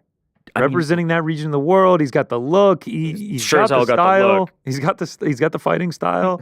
He could become a star if he gets the belt and gets a couple of defenses. And I think I keep coming back to this, but it's something I arrived at when I was doing the comparison from then to now. Yeah, Ankalaev doesn't feel like a star. Bilal doesn't feel like a star. With 4 or 5 title defenses, I was gonna say you blink, it starts to feel different. You blink and you get 4 or 5 title defenses, and then it's just oh yeah, it looks a little different. When's Big Onk fighting? It's like when you haven't seen your ex-girlfriend or something in a while, and all of a sudden they got a haircut and they're looking good, and you're just oh shit! And the next thing you know, you get a notification that Big Onk got booked for a fight, and you're like, let's fucking go, baby! Big Onk is back. But yeah, I think winning cures a lot of this, but right here, right now, not a star, and I don't find him particularly thrilling, but I'm not I don't think it's impossible. Heavyweight John Jones, star, obviously one of the top 5 stars in the sport. Yes, exciting, GOAT, everything like that. But here's the thing that I wanted to touch on in this one. The potential for Tom Aspinall is limitless. Very exciting, not a star, in my opinion. I agree with you, not a star yet. If he gets the John Jones fight, and he goes in there and does what he has done to all of his previous opponents. Star. Yeah. Star. It takes one for him. Blast off. I like this. Blast music coming in. Tom is in a very unique position. There's 2 fights out there for him, and both of them can make him a star. Alex Pereira and John Jones. If he wins either of those 2, he's a star. Let's say both. Let's say he goes in there. Shortest average fight time. Big, good-looking dude representing England, cool tattoos, insane fighting style. He's in there for 90 seconds and then he's out, wins every time of late. If he goes in there and does the John Jones and then does it again to Alex Pereira, you're dealing with one of the biggest stars in your hand, because then after that, I think long may he reign, he will defend that belt many times after that. Yeah, I don't think Alex Pereira has a chance, a snowball's chance in hell against Tom Aspinall, if I'm being honest. Tom Aspinall will be training with the Super Bowl champion Philadelphia Eagles and just drilling tackles. Just get down in the 3-point stance and just drill it. People misunderstood. I have in the aftermath of 313, I've been saying I want to see Alex Pereira go up to heavyweight. I think they're misunderstanding this as like a rooting interest in Alex Pereira all of a sudden like beating everybody at heavyweight. I don't think that's particularly like likely, nor do I think that's like going to happen.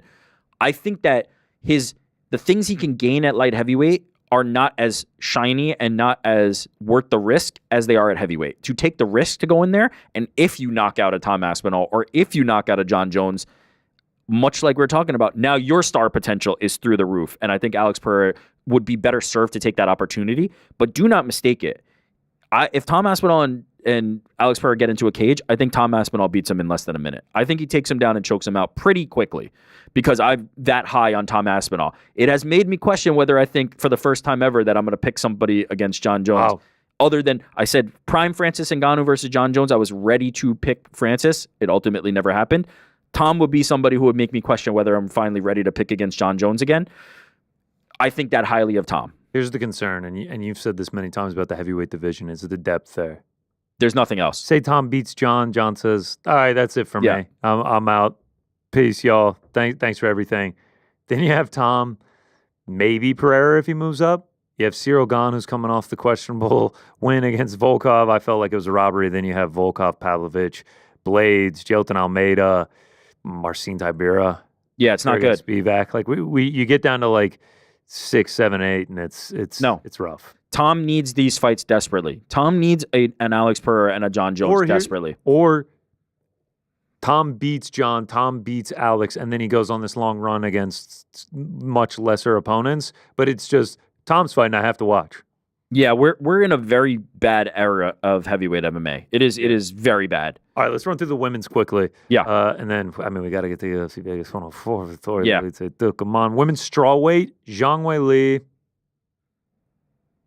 See, this is a hard one because Yeah, I will say she's on like the cusp of being a star. I think so too, and I think, as we said, that Chinese market is It's huge. important. It's huge. It is the biggest market. Like, billion people there. and she has sway and clout there. Now, can you capitalize on that if you're the UFC? I don't think they have like successfully done all of that yet, but we are now seeing like road to UFC with the Asian events. Like they are investing in the Asian market, and so I think there's something there that puts her like right there, and not boring, obviously. Not boring. No, not boring. She might be one of the most exciting women's fighter on the roster. Beyond that, though, Yan Xiaonan, no, not a star. Tatiana Suarez, she had a potential there, but I don't think so anymore. Virna, not a star. Andrade at the end of her career, Lemos, not a star. Dern, I like. She's exciting and like could be a star if she became champion, but I'm that's yet to be seen. Like there's potential there if she can keep winning. It's kind of tough after that. Women's flyweight, Valentina, I would say, is a star. Yeah, she's almost like she's in like a Volk territory for me, where it's like perfect comparison. You're like there based on the accolades, based on how good you are, and based on how people love and respect beloved by you. the community. But like, can you go? Valentina's coming to town. We're headlining. Like she's in a co-main. You know, like it's hard. Yeah. And so I'm like cusp with her. Beyond that, Manon Fiorot. Yeah, Alexa Grasso. The women's divisions are light. They are very light. I really think they're starved for like a women's superstar, like a Ronda and Amanda Nunes. God. Women's bantamweight, Juliana Pena. I mean, she's a star. Biggest star, most exciting. We don't even have to keep going. Beyond that, though, like it's Kayla and that's it at 135. I think Kayla's a good like second option here. Like in terms of you put her in the title fight against Juliana, you've got your two biggest names, no doubt. Like that is an at 135, no question. Like. And maybe two of your biggest names on the women's roster. Like these are the ones. And so Kayla's good, but then after that, it's like what? They just lack so much depth in these women's divisions. They've done a poor job building this up. And so this is where I arrive at like when we go through this, you do go, okay, beyond the champions, like, are there stars? You start to have that question. What is evident to me though is what I said earlier as I was doing the exercise is like, would I have said like Hamzat? No, because we didn't even know Hamzat existed a few years ago. Yeah. These guys kind of, and girls just kind of emerge at some point and they start to do something great and people tune in and the business just keeps rolling. The UFC keeps putting on the events. They keep giving the platform. They keep giving the opportunity and these stars, quote unquote stars, emerge. And so that's where I ultimately landed on it is like, we are trying to analyze something that I think is an inexact science. We are trying to apply something exact to something that I do not feel is exact. Let's go beyond the champions of 10 years ago. I just looked up a Yeah. random rankings list from 2015. Beyond the champions from there, and let's not conflate legend and star. Right. That Fair. that is easy Fair. to do. That is easy to do. Let's go like the champion was Demetrius Johnson, but like beyond that, John Dodson. By the way, not a star. Yeah. Demetrius Johnson, not a star. John Dodson, No. Joe B. No. There was Henry Cejudo, Ian McCall, Not at that Garcia time. No. Formiga. Not for Henry. No. bantamweight. TJ Dillashaw was champ. Ish. Cusp, Maybe. Cusp. Beyond that, Dominic Cruz. Cruz is entering. Yeah, Cruz is entering star territory. The smaller But guys, also a just, legend, The, but the also a smaller legend. guys were just not respected back then. Unfortunately, that's the thing. Like Cruz and DJ were doing some shit that was like, holy shit, and everybody was just kind of like, but they're small. Yeah. it was a weird time. Rafael Assunção. No, definitely not. Featherweight. Conor McGregor. Yeah. Easiest, Mega easiest Dega, yes of all time. Lega, whatever rhymes Yeah. with mega star. Be big. Jose Aldo. Yeah, Yeah, star. at that time, yeah. Yeah, so it's almost like featherweight was like the star one because if you look like Frankie Edgar after that, Well, okay. At the time, Frankie was big. Frankie had some beating BJ Penn and the things he was able to do. He became one of the UFC's guys. He was undersized, and I think he suffered from a little bit of that small man stuff that like people were just like, he's too small. But he did have some like more mainstream appeal at that time. yeah, no, I'm agreeing with you. The I'm saying thing, though, 145 was pretty stacked back then. Style-wise, he was really just primarily like Yeah. a 1-2 boxer. Like it wasn't like now the Gray Maynard series. They were going to absolute war and like really establish that. There's some people now that will just be like, yeah, Edgar Maynard 2, I think was the craziest one, or like that's one of my favorite fights ever. So like, yeah, like I think he had something. RDA, lightweight champ, not a star. Anthony Pettis waiting in the wings. Okay, he was on a Wheaties I box, was so I'm gonna gonna say, say he was on yeah a at the Wheaties time. box. He was on a Wheaties box. I'm gonna say somewhere. yeah, but even Yeah, here it is. there it is. Is the cereal still in here? Yeah, Ariel never opened it? no. I don't like a good box of Wheaties. You think he'd mind? Shout out to no, don't do it. think he might Shout have out, just- shout out to shout out to Anthony Pettis and the Wheaties Hey, box. shout out to Anthony. I mean, when we think about the Wheaties box, like that's Olympians, Jordan, like Stars. It's the biggest stars. So yeah, Lightweight is always stacked. I mean, Donald Cerrone, Khabib, Eddie Alvarez, Tony Ferguson. at the time though, Habib not a star. Like Yeah, let's yeah, just yeah, call it yeah, what it is. We have to, as I said, sometimes we don't ID these guys early. Sometimes it just sure. happens. Let's go 170. Robbie Lawler, No, Roy McDonald, no. Johnny Hendricks. Nope. Right. GSP was the star. He was floating in and Yeah. out. Middleweight Luke Rockhold. Sex appeal? Weidman more. Weidman was too. Yoel Romero. Weidman more. Jacare Souza. Light heavyweight DC. Yeah. John DC and Jones Jones. after that? DC and Jones. Yes. But then like Alexander No. Gustafsson, Ryan Bader. No. And then heavyweight Verdum. Definitely not. So you're looking at it. Are we like, oh my God, there's so many more stars versus then? Sometimes Habib's sitting there, and we would have been like, at this time, if we were sitting here doing this exact same exercise, we'd be like, no, obviously not. Habib, not a star. And then all of a sudden, 2 years later, 3 years later, you turn around and you're like, holy shit, the second biggest star we've ever had behind Conor McGregor. Maybe Yeah. globally in terms of the Muslim support and things like that. Like one of the biggest stars ever in sport. And so we're just looking at this and It's almost like we're in a lull right now, or it feels like we're in a lull right now, but we could be out of it like that. And it's not like we are completely drained of stars here. it's a great shout to be like Diego Lopez, Paddy Pimblett. These could be the guys that all of a sudden 3 years from now we're like, yeah, they were they're stars now, and we just didn't know. And so there is no way to like perfectly identify this. There is no like exact science to this. I don't believe that you can kind of do this exercise and everything exists in a vacuum, because we also don't know with how fast this sport moves who they're fighting next. If all of a sudden Paddy Pimblett is fighting Conor McGregor in his next fight, you best fucking believe that the guy could be the biggest star in the sport overnight. Like it just happens that way. And so who knows where this is going to be, but I will push back a little bit against the quote unquote like star problem. That's where I ultimately land. I say no, there is not a star problem. I find the things that bother me the most or turn me off the most is low quality cards, and it happening several times a month. I mean, this card this weekend is not a high quality card. I think there's a much bigger problem in terms of card quality than star power. Truly, I believe that. I really think that is the case. And then I guess like from the UFC standpoint, like maybe more effort into promos, into things like that. But like if you're the UFC, it's just like, is that really going to help us that much? We're bigger than we've ever been. And like proof of that is just how big they are. We have the metrics for like YouTube and then Instagram and X and their followings compared to other major organizations around the world. Like there's Instagram, NBA obviously like kills it on socials, 90 million, EPL 76.9, like FIFA World Cup has 50, and then there's the UFC right there, outclassing WWE, outclassing F1, outclassing NFL, outclassing MLB, NHL. They're lower on X, sure. NBA, like king of social platforms, like they just absolutely kill it. But like they're competitive with these other major leagues, and then YouTube, like, and even if you don't want to count WWE, I get it. Like they really are just like the entertainment. Because they're doing business. like scripted entertainment on YouTube. Scripted entertainment that they can clip off, put on YouTube, and it's going to do mega numbers. But like, dude, they're right there with NBA and FIFA, and then they're above NFL, they're above F1, they're above EPL, they're above MLB, above NHL. Like they are massive. They are as big as they have ever been. There's one thing we've kind of been like around but haven't said, and that prompts me to say it. The UFC is the biggest star. The UFC is the star. 1000%. The product, the brand, the UFC is the star. And maybe by design, they don't need to, as I said before, they were chasing the money. We need Conor McGregor to elevate the UFC. We need Ronda Rousey to elevate the UFC so we can get into these conversations for multi-billion-dollar rights deals. Now, the UFC is the star.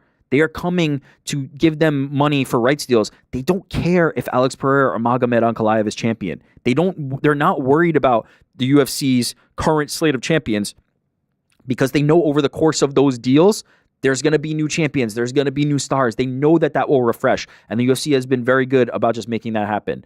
Also, credit to them, they know what they're doing. Like we mentioned, some of these guys that we mentioned that like aren't as fan-friendly, the Magomed Ankalaevs, the Bilal Muhammads, the Leon Edwards, the Murad Dvalishvilis, there's a reason they had to go on insanely long runs and everyone is banging the drum. Title shot, title shot, title shot. You need to give them a title shot. And the UFC was hesitant to do so because of their unfan-friendly style. The UFC knows what they're doing in terms of like, oh, this guy's probably going to be a star. Sean O'Malley gets pushed harder. Alex Pereira gets pushed harder. They Hamza Chimaev gets pushed harder. Like they see who could potentially be a star and they push that. Like that's why these rankings, that's why the matchmaking is not done, by the rankings, by the rook. Yeah. It's not a meritocracy. It is who's going to be a star for us. Yeah. So please understand this. As I say this, please understand that I am not advocating for I'm not like, Joe Business. I'm not like, yay, UFC's a successful business. Go them. Like, let's go, biggest gate. I'm not biggest rooting. Gate, baby. I don't care about their success in that regard, right? Like, I'm not a shareholder. That is not my angle here. But what I would say from the logic, right? From the logic, if you were the UFC, and let's say you're a fan who's like, the product ain't the same as it used to be, man. The product ain't as good as it used to be. What percentage is it? Is it like 70% is good? Is it 50% is good? Whatever number that is. Come up with a number in your head. If you feel like the UFC product is not as good as it was before, come up with that number. Let's say it's 50% is good. Let's say it's 70% is good. Are you not watching every card? Are you not watching the Apex cards? Whatever. If you're just not watching the Apex card, the UFC is like, yeah, we don't care. So watch the pay-per-views and the fight nights. That's cool. If you're that person, let's say it's 50% is good. Their revenues have increased by 15, 20x. So logically, in their line of business, if we're making 15 to 20 more and the indicators are going, you're doing great at business, you're doing exactly what you need to be doing, the fans are responding in a positive way, and there's a few people out there that are 50% as interested, the numbers still work in the favor of them to continue doing what they're doing. So and I've said this in the past when people are like, these crappy cards that they're putting on. Well, you're watching them. And if you watch them and you continue to support them, then you're giving an indicator to the business. You're giving an indicator to the UFC or any other MMA promotion that this is what I want. If you tune out, now you're telling them you don't. So as these numbers continue to grow and their business is growing 500, 1,000% in that time, to the point that, as I said, they got $1.5 billion for 5 years. Now they're looking at $1 billion a year in a rights deal, and the product is only 50% as good. It's just good business, honestly. Like, if you're going to keep eating the product at 50% and we're making 10 to 15 times more, they're doing good business. And unfortunately, like, that's how that's going to continue to go. I would argue that, like, the product is nearly, like, identical, pretty similar to what it used to be. I will not ignore the call or anybody who says, like, the stars are not the same. That argument I can understand. I don't think that they have a star problem. I don't think that they have a lack of stars. What I think is the stars of 2010s, the stars of the mid 2010s, the 2015, 2016 range are not identical. There's a little bit of personality missing that we had at that era that isn't there now. There's a little bit of being able to go on a long title run and spend some more time learning about these people that is not there anymore. But I would actually think about the fact that by design, it's kind of that way. We're not supposed to get invested in stars in the same way because they turn over so fast. And if you spend all that time and energy, if you're the UFC, building up these people, and then they don't pan out to be what they're going to, like, everybody thinks like, the UFC's in the bag for Sean O'Malley. They built him up so much. They did so much for him. Like, yeah, they probably put him in positions to succeed. But then a Merab comes along and all that was for nothing anyway, right? I don't think Sean O'Malley ever beats Merab. I don't think that's possible. I think Merab's always going to have Sean O'Malley's number. And so you go and you build them up and you invest all this energy and effort into them. And then all of a sudden Merab comes and then what's your plan now? So their plan has been sit back, make the fights. If an outcome happens that's favorable for us, great. If an outcome happens that's not favorable for us, great. But that non-favorable outcome, that one's going to change over soon too. And they just keep the train rolling and keep the train rolling and keep the train rolling. So ultimately, fact or fiction, the UFC has a star problem. Tie the bow on it. I think fiction. I think fiction. I don't think it's a problem, but I think stars are different than they were in the past. And a lot of that is personality. And also, man, it is fucking hard to get people's attention now. It is just really hard. It really is. That's it. And like, it makes it a little bit tougher when they're not getting featured on the sports centers. Like, I can't remember. Maybe it's because I'm watching less Sports Center. Can't remember the last time I turned on Sports Center and they're like talking about UFC, other than when they're having conversations with Dana White. Meanwhile, they're doing multi-billion-dollar rights deals in the soon future. One thing I just want to add: let us know. Send a super chat in. We just did. What did we do? An hour 20 talking about this. I really was pretty passionate about doing this. I feel like we had a good conversation. I want to hear from you guys. Like, send us a super chat. Just jump in the chat in general. Let us know, like, did we miss anything? Are we off? Are you feeling a certain type of way about the fandom? Let us know, and by the end of the show, we'll kind of get to that because I really want to hear from you guys. We do have a super chat. There's actually a poll out there as well, 702 votes. Yeah, there is a poll that we put up. UFC has a star album, fact or fiction. 700 votes, 61% say fact. So yeah, 61% say fact. So like we are in the minority with that one. There's perception is reality. I don't disagree. I mean, like, I don't think they have a problem either. I agree with you guys for the most part. The thing that, I just want to go back a little bit as being probably the most casual fan on the team. Yeah. I didn't know who Jorge Masvidal was before he knocked out Ben Askren. He never fought for a belt. Right after that Askren fight, you only need 10 seconds, right? You need a knockout and you need a great celebration, something that takes you from I've been here for a long time to the star. And then they created a fake belt. He headlined at MSG. I mean, like, became a star. So, like, anyone can become a star within 15 seconds. And that's the great thing about the UFC, right? Like, you just need one moment, 2 minutes on the mic, and now all of a sudden you're headlining a huge card potentially. Like, they don't have a star problem. They can create a star at any moment in time. All right, what's the super chat?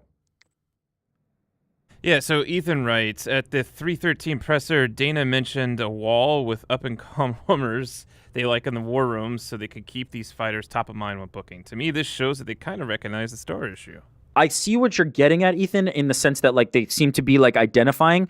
I would imagine that existed through all time. And if it wasn't written in the war room because they didn't operate in the exact same office at that time, it was known, right? I think the UFC has always been aware of, like, who could potentially be a guy or girl for us to break out, right? Like, I don't think maybe it was as solidified as this list that they potentially keep in the war room, but I don't think it's them going, oh man, we really don't have stars, we need to do this. I think I've kind of ultimately settled on the conclusion that, like, they don't sweat the idea of if somebody doesn't pan out because they're going to get another shot and another shot and another shot and another shot. And all of a sudden you got a Diego Lopez, you got a Paddy Pimblett, and they just come out of nowhere. And so I don't think this is an acknowledgement of them going, like, we need stars, so let's make a list. Yeah, I agree with you. Casey Fields writes in the chat, Rampage, BJ, Tito. I don't know if she's pointing to or he's pointing to older stars, but, like, is Ilya, Islam, Charles not bigger than them? Like, are they not bigger than them? There's John Jones. Again, the stardom is different, right? At that time, Rampage was like a viral celebrity to the point that he's starring in the A-Team movie when they remake it alongside, like, Bradley Cooper. Like, Rampage was a massive star at that time, but is stardom, like, I would say an equivalent level of stardom right now might be like, can Sean O'Malley call up like Aiden Ross or some of these other influencers or get on their channel and be on the biggest platform too? In the same way that Rampage was in movies, like there's, and we even see like, you know, all the influencers that come to the UFC. Yesterday, we had a whole conversation about the Tate brothers and coming to the UFC, and we see Theo Vaughn there all the time. And obviously Joe Rogan is there. And so we think about like stardom in that sense that like, yeah, Rampage felt bigger than life and he was in on the silver screen and things like that. But like, is Sean O'Malley not like a huge kind of influencer in that space? Does UFC not court those types of people? I don't know. I just feel like stardom is so hard to measure, and especially when you're measuring it against the tools and the platforms that existed back then to now, they're just so different. Bro, give the people at home a big flex, man. They're trying to grill you in the chat. Give them a big flex. Look at those arms, man. Stop ripping on my boy's arms. Yeah, his baby. biceps and triceps. Look at that definition. Biceps and triceps day. Come on. Connor's gonna cooking you in the chat, bro. They're cooking you. Oh fuck. Yeah. All right. He's a busy guy. He's a father of 3. Yeah, Come Jesus on. Christ, Stop people. hating on this, man. We're bringing you this. We got content. We got children. We don't have time to get in the gym and pump iron. Please, Man, I beg you. I beg you. Be kind to me. Be kind to him. Look at him. He looks great. Look at that hairline. If anything, look at that hairline. Hairline's unbelievable. 38? 37? How old are we? 37. 37? Turning Look at that 38. hairline. I'm 31. My shit's cooked. I'm done over here. Any other super chats? Yeah, there was one Shout out to the pen as well. for Xi Ming. Jordan and I had to look her up because we weren't. I think this already says she's not a star.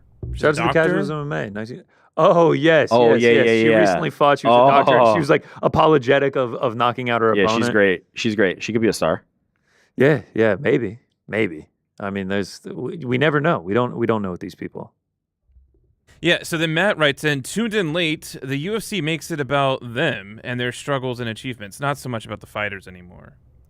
Yeah. Yes, the UFC is the bigger star. They are the star. They are the platform. They provide the platform to the people, and then they can either capitalize on it or not. Like, it comes with the performances, it comes with the personality, and the platform has never been bigger than it is right now. There's one more. Okay. I feel like it's harder to make sense. Oh, I'm sorry. I can barely read this. Give me 1 second. Well, he figures that out. Now they've gone from cooking you for buys and tries. I'm getting cooked for being an old-looking 31-year-old. Perfect. It's all good. Yeah, the internet's a positive place. It's all good. They're saying we need to go on TRT. I'm honestly down. That'd be good content. Yeah, All right, I just so- don't care. Yeah. What's up, Remedy Frank? Galski writes, I feel that it's harder to make more stars when all of them just keep calling out people like Connor, so it takes the spotlight off of the others. I think there's something to this in the sense that, like, as I was saying before, Conor McGregor kind of like invented that playbook, and then everybody's just copying it, and there really hasn't been like an innovation in that since. So I get that. Yeah, I understand that. But again, like, I don't know. Stardom is different now. Conor made that playbook at the time that it was primed to work. I don't know that you can do that again now. And so, yes, I think people are kind of like, there needs to be an innovation. Jordan says, I missed the UFC back when Kane, Jones, Jose Aldo, GSP, Anderson Silva. To me, that's nostalgia. Yeah. That's nostalgia. I think there are still stars I loved it. today. I loved it too. Probably I loved it more, but it's just not fair to say that All right. stars of today are not. We deep dove. We spent enough time on that topic. Speaking of deep dives, let's get into UFC Vegas 104. Marvin Vettori. Oh, the card's canceled? What do we got? No. We have the news about Famio Okay, tell us more. that you wanted to take away for us, right, Rick? According to Ariel Helwani, he has slacked us and said that Famio officially filed a lawsuit against boxer Ryan Garcia and Golden Boy Promotions for alleged fraudulent inducement, tortious interference, and other serious claims. Per the lawsuit, Garcia had an exclusive agreement to fight Rukaya Anpo in an exhibition match in Japan this past New Year's Eve. Yes. Despite receiving payment and the promotion being well underway, Famio was deceived into organizing an event in which Ryan never intended to participate, and Golden Boy Promotions actively worked to sabotage this event. Wow, so he got paid for doing nothing, and now he's getting sued for it? That's exactly what it reads like. Wow, that's crazy. Shout out Ryan Garcia. Wonder if Yeah, that'll I affect do his Times wonder. Square card. I wonder what payment he did receive at that point, because who knows? Like, the fight didn't actually end up happening at the time. unless I'm mistaken, you tell me, like, didn't he say he was injured and they were going to reschedule? And so it seems like they're calling cap on the injury part of that and saying like Golden Boy interfered to remove him from that fight. I mean, it was on shaky ground anyway. The fact that he was suspended at the time and was going to compete in this exhibition is still suspended until April. It was going to compete in this exhibition, but it's fascinating to see that Fanmio is putting their money behind a lawsuit here. I understand like why this would make from their perspective feel like they got hard done, especially if Ryan says I'm injured and we're going to do this at another time, and maybe that doesn't ultimately end up happening. So interesting kind of development here. He's fighting in May. Like, let's see if this has any effect. I doubt it will. I imagine this can stay in court, but interesting. Not for nothing, he's probably the biggest star on that Times Square card as well. For sure he is, yeah. So hopefully he stays on that. All right, UFC Apex 104, Marvin Vettori, Roman Dolidze rematch. They fought back at UFC 286. In March of 2023, Marvin Vettori won a decision, 29-28, 30-27 on one of the judges' scorecards. Your excitement for this, and do you think we see a different fight? 5 rounds now. Roman Dolidze, I believe, has won 2 straight. He went on to fight Nasruddin Imavov, won in a wonky majority decision. But since he has beaten Anthony Smith and Kevin Holland, put a thumping on Kevin Holland, and now he gets the rematch against Vettori. Level of excitement, like 3 out of 10? 3. Like, it's a fine fight. I'm like, okay. Nah, that's not fair. Maybe 5. Let's call it 5. I'll go right down the middle where it's like, yeah, I think it's going to be decent. I mean, they're 2 relatively skilled and high-level guys, but, like, I don't have a lot of investment in their story. I don't have a lot of investment in their heat. We've kind of been joking, like, highly anticipated. Like, I don't think anybody was particularly calling for this. Do I think it's going to be different? No. Like, I don't know. I don't expect anything much different. Do you?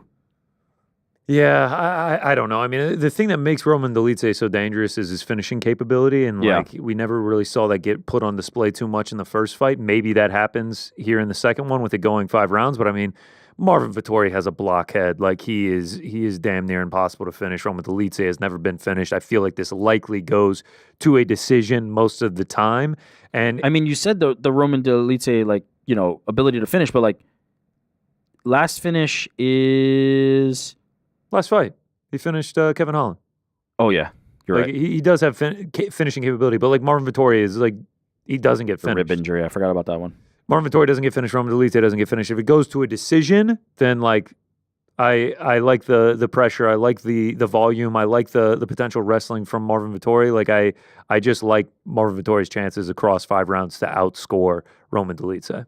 Yeah, and that's what we saw in the first fight. But I think it's probably close. I think Roman Dolidze can get a couple rounds. Yeah, I mean it's a good fight, but it does. Roman Dolidze says he's a different fighter from the last time, and he's on a 2-fight winning streak. So maybe he has changed something. Well, that would be more fascinating to me if we do see like an improved Dolidze where all of a sudden he's able to stifle Vettori. Actually, that's an outcome that I would be interested in because I think of Vettori as very like meat and potatoes, like kind of middle of the road, but also like tough, like extremely tough, good at what he does, which is like putting that pressure and pace on people.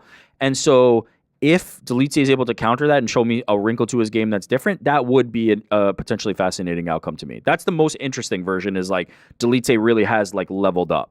He's not a young man in this game though. That's 36 the thing. Years old. Like, I feel like I know who Dolidze is, but if he's telling me like he's different and I could actually see that, that would be the most interesting outcome. And this would be interesting because this would push him into the top 10. Marvin Vettori is currently 8 in the division. He's 12. You know, start making a name. Late run. I mean, another Georgian MMA fighter getting love. You never know.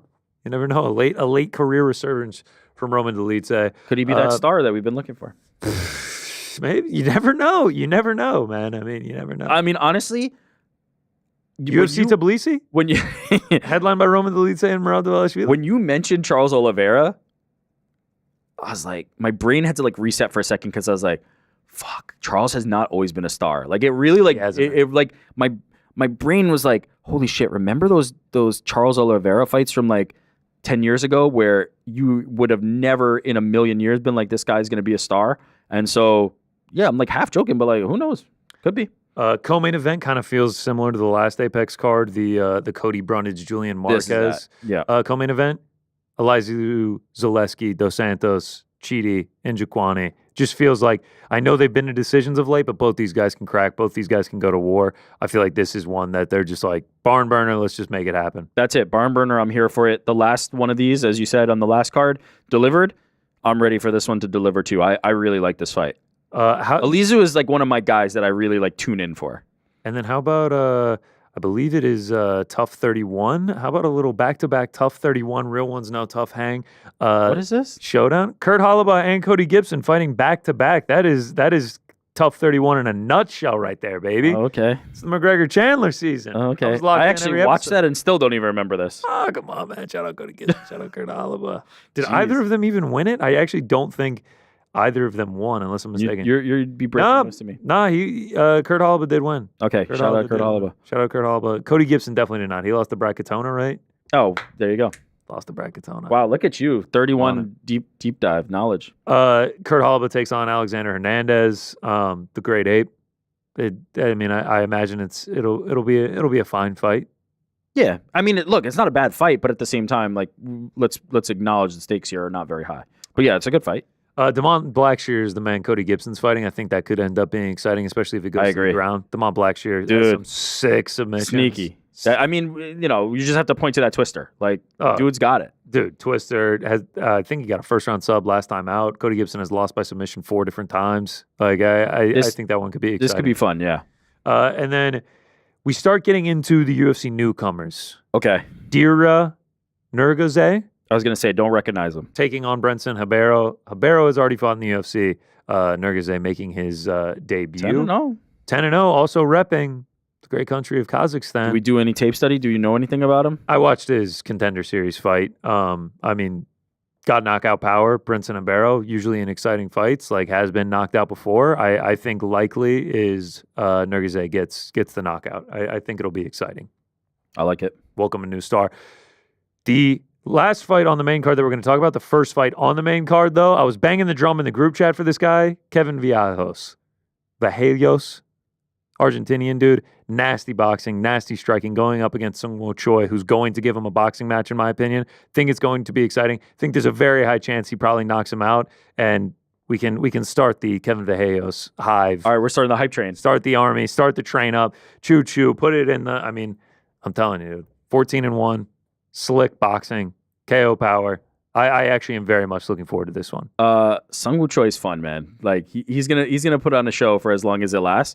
I can't believe we're looking at like Ryan Spann like this deep in the prelims at this point. Well, you say Sung-Woo Choi, like he is 1-4 in his last 5. Yeah, but he's fun. Yeah, of course. Went out and got starched by Steve Garcia last year. Ryan likes Spann. to scrap. Ryan Spann just lobbed up there with Waldo Cortez Acosta. That fight goes 2 ways. Okay, but honestly though, doesn't this usually feel like one that's like on a UFC main card? Where it's like a little bit of a name, but then it feels like 4th fight down, you sneak in Ryan Spann versus Bogdan Guskov. Ryan Spann versus Anthony Smith. You just sneak that in. This feels like that. Why is this so deep on the card? Probably because he's fighting Waldo Cortez Acosta, which means this is either going to be Ryan Spann guillotine round 1 or Waldo Cortez Acosta 30-27 decision. Yeah. It feels like that's the only way that this thing's going to go. Waldo Cortez Acosta, the dark horse at heavyweight to be a star? No, that's going to be a no. First Dominican UFC champion? Yeah, we're going to say no. Wait, is that true? I guess there's never been a Dominican. Salsa boy? Nah, we're going to say no. The decision machine at heavyweight? Chris Box? I know you're trying to push this. I know you're in the hive, but Frank, I know you are as high as anyone can get on him. 14-3, Korean Soo Young Yu taking on AJ Cunningham. Go ahead with the breakdown. Yeah, so Soo Young Yu is gonna get it done. Gonna get it done all day long. AJ Cunningham, stay home. Good stuff. And then we roll right along to Josias Musasa taking on the man out of Ecuador, Carlos Vera. That one should be fun as well. Yeah. I'm not going to lie. I was teeing something up there. I saw the little tiny flag next to Carlos Vera, and I thought he was Venezuelan, and I was going to toss to Andy to force her to do a breakdown because she's Venezuelan. And then I clicked on it, and it was Ecuador. That's on me. That's on me. I mean, aren't they not close Did enough? you see me tossing that up? I was really setting something up there. Fell flat. Totally missed it. And to a point that I thought you were Totally teeing me flat up. as the earth. I thought, oh, wow. All right, Frank, you got anything to get off your There is no chest? Ecuador because there is no equator. Yeah, listen, they're both yellow, blue, and red. One has stars on it. Another has a seal on it. Yeah, it's on me. It's Also- tiny. I'm not wearing my glasses today. It's tiny. We got Andre Lima this deep on the card too. Undefeated Andre Lima. It's a little weird how this card's constructed. And again, as I Also said, find it weird you skipped over Sampei Hughes versus Stephanie Luciano. no, I wouldn't know we were doing every fight. I just looked at that Josiane one. Nunez, Priscilla Cachoeira. No, that's under though. Unice Dubin versus Carly Judice. Yes. All right. I actually, The early fights are. I'm a big Carly Judice fan, despite her having no wins in the UFC, lost on Contender Series, got signed, a split decision, got signed after a loss on Contender. lost Future to star. Gabriela Fernandez. I thought she looked great in that fight. I thought she got robbed in that fight. I am a Carly Judice fan, repping Louisiana. I'm hoping she gets a dub here. That fight got fight of the night. The Fernandez fight. Dude, she's a dog. She's a dog. She's got that Louisiana, that Lafayette, that Cajun in her that just keeps her pushing.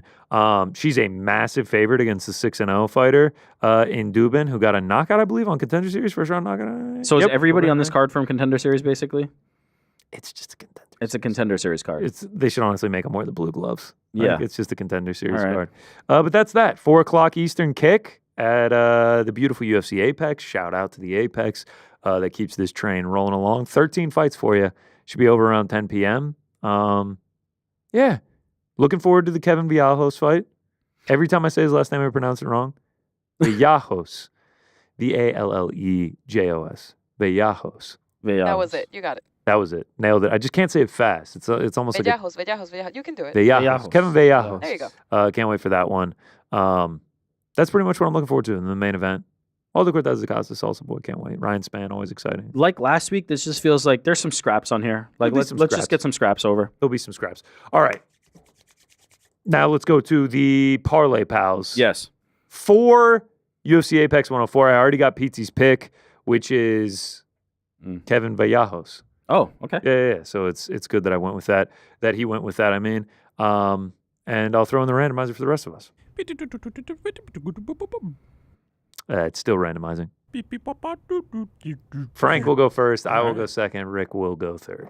Cool. So I don't know if anyone was paying attention, but Suya Yanga is going to You're the expert.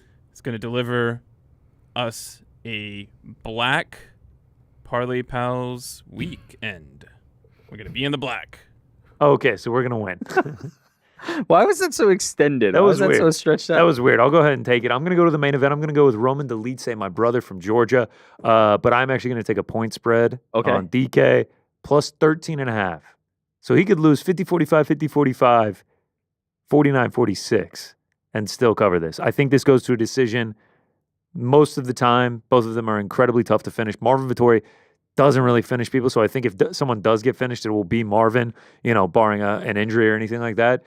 I think he gets a round off Marvin Vettori. I like this. Minus 450, Roman Dolidze plus 13.5 points. I like it. I like it a lot. Give me Andre Lima. Let me have Andre Lima money line. Okay. Andre Lima money line for New York. Rick, I fully expected you to go Josiane Nunez. I mean, You are a Priscilla Cachoeira fader. it's half the price, so it would help us more. What are we at? What are we at if I do? What are we at if I do Lima?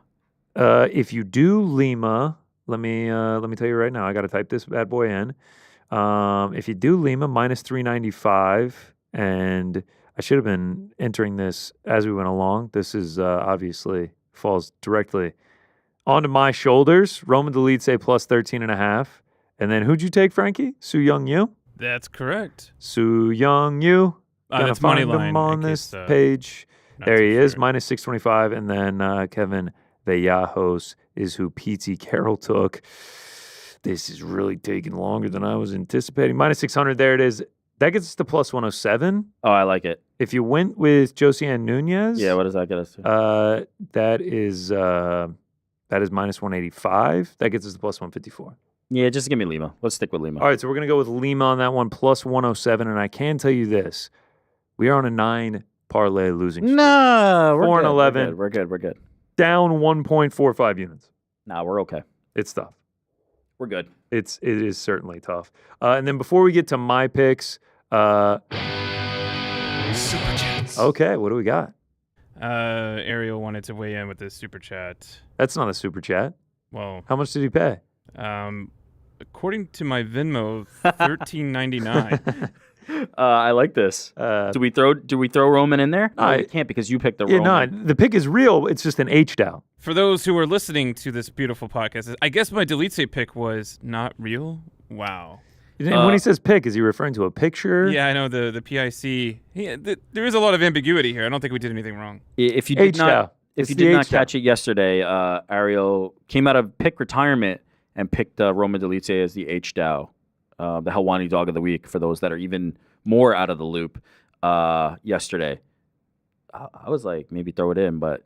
H-DAO featuring great fighters like Robert Whitaker versus Hamza Chimaev. Don't do that to him. I'm just kidding. We all remember Marlon Chito Vera and Katie Taylor that one fateful weekend in April of 2022. It was magic. He hit double H-DAO. It was incredible. It was incredible. And I hope that he hits the H-DAO this weekend, supporting my brother from Georgia, Roman Delete. Yeah, shout out to the H-DAO. All right, before I get into my picks, got to shout out some people from the big hitters. Okay. Quickly run through these. First up, Aaron at Salamander503. 4-leg parlay plus 6,360. Huffy by KO. Bahamondes moneyline. Gaethje by points. Ankalaev by points. Turns $25 into $1,590.25. Shout out to Aaron. Shout out to all those picks because that is money. That's all on the main card too. Plus 4,664 at Rampa 19. He goes Marion Santos, by the skin of his teeth, and that's what kicked off the parlay. Bruno Ferreira, Josh Van, Ignacio Bahamondes, Justin Gaethje, Mauricio Huffy, Magomed Ankalaev, $25 into 1,191. Shout out to Rampa 19. That is truly incredible.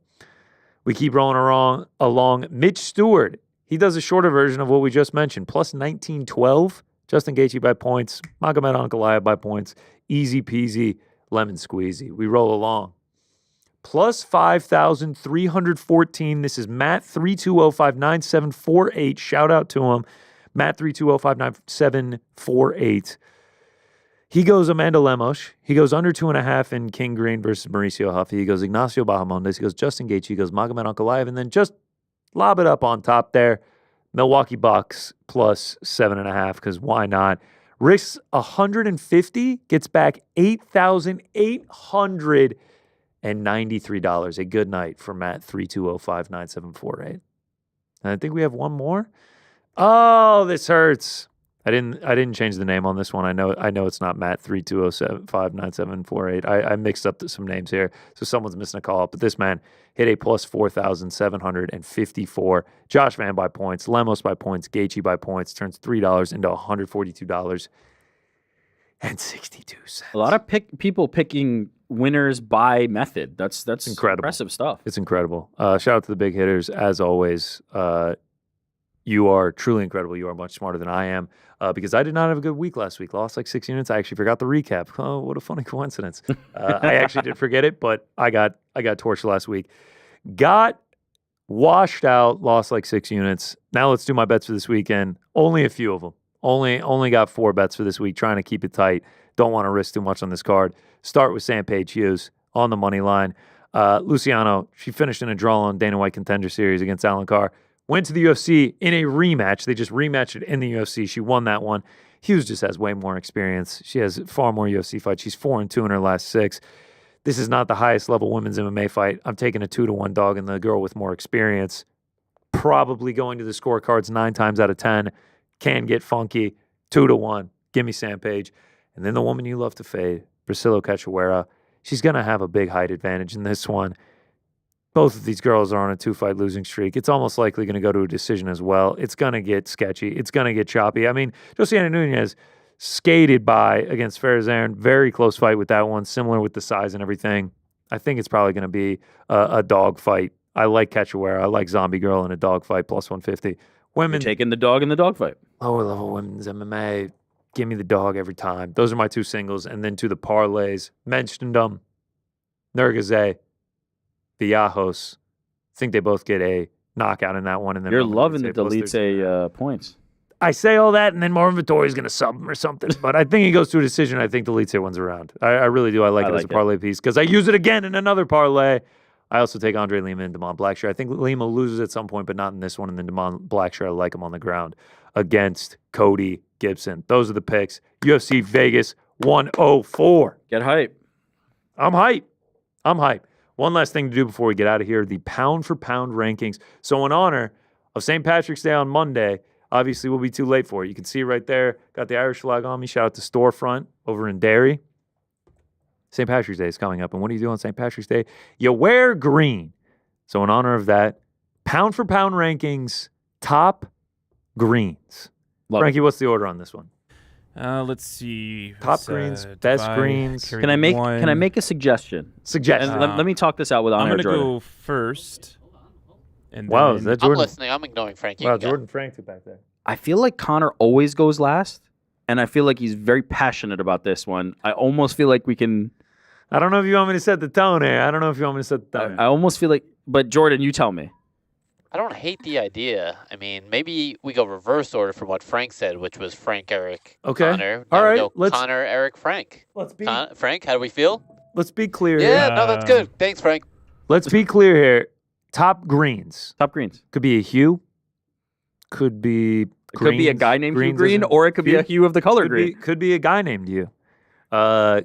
Not something green. a guy named Hugh. Yeah, Hugh Green. Hugh Green. He'd be Oh. a green. He'd be a Could be anything. Just needs to be a green. green. Needs to be a green. That's I how agree. we're treating this. All right. So I'm kicking this thing off. Yeah. Whew. All right. Coming in at number 5. Dominant. Reached heights that Oh. that few had reached before them. I would dare I say none, and none since. Oh my God. And that's the 1977 North Texas Mean Green. They go 10-1-1 and reach the highest pinnacle in the AP poll at number 16. Don't get invited to a bowl game. The disrespect. The North Texas Mean Green. That is All their right. mascot. I don't know anything about him. Look at these boys. That is inspirational right there. That is a football team. 10-1-1. Only lost to Florida State that year. Absolutely incredible. And a little statistic. Wasn't on this team, but a few years prior, Mean Joe Green. Was on the green? Okay. On North Texas, Mean Green. I have to ask a very important question though. Are they referred to as the green? They are the green, or Yeah. are they referred to the mean green? They're the Mean Green, but they are a green that is All right. mean. All right. The adjective here is mean. The noun is green. Do you refer? They're They're called not the a green, though. they're not a green mean. They're not something that's mean that is green. There's something. They that's are mean green. That's green. They are a green that is mean. All right. We'll accept. It's pretty simple. Can I just say something that always bangs, always thumps? The old photos, Oh, like the old team great. photos from like black and white era. Line 'em up. Always great. Line 'em Always up. Great. Never Get them in the misses. stands. All right, number 4, legend. Legend. Some would say icon. Oh. I remember when I lost Oh. my mind. CeeLo Green coming in at number 4. Shout out. There's We're in green. There's CeeLo Green in green. Legend. That guy. Are his is. arms very short? Very short. Yeah. He's known for his stubby arms. Yeah. I think that's the 2017 Emmys. There's CeeLo Green in gold. Either way, legend CeeLo Green. See my arms, brother? People were roasting my arms. Yeah. CeeLo. No. It's not the length, definition? It's the definition. We got to get you Yeah. in there. Well, I'll bring in some 25-pound Here- dumbbells and we can just rip them. Let me tell you a secret. Ain't happening. Don't care. I mean, I wouldn't care either. I mean, married kids. But Yeah, I got other things to worry about. Number 3, special week. The Players' Championship going down this week down at TPC Sawgrass. So in honor of that, arguably the most iconic green in all of golf. Oh, this is very good. The number 17 hole at TPC Sawgrass, the Island Green. Oh yeah, let's take a look. You got to shoot it right over the water. Get on that island, one of the hardest holes in golf. I mean, look at that thing. Look at you got the stands around it. Iconic hole. The Island Green. Look at Tiger Woods going for it. Look at that. You got to go over the water, straight out to the island. The Island Green.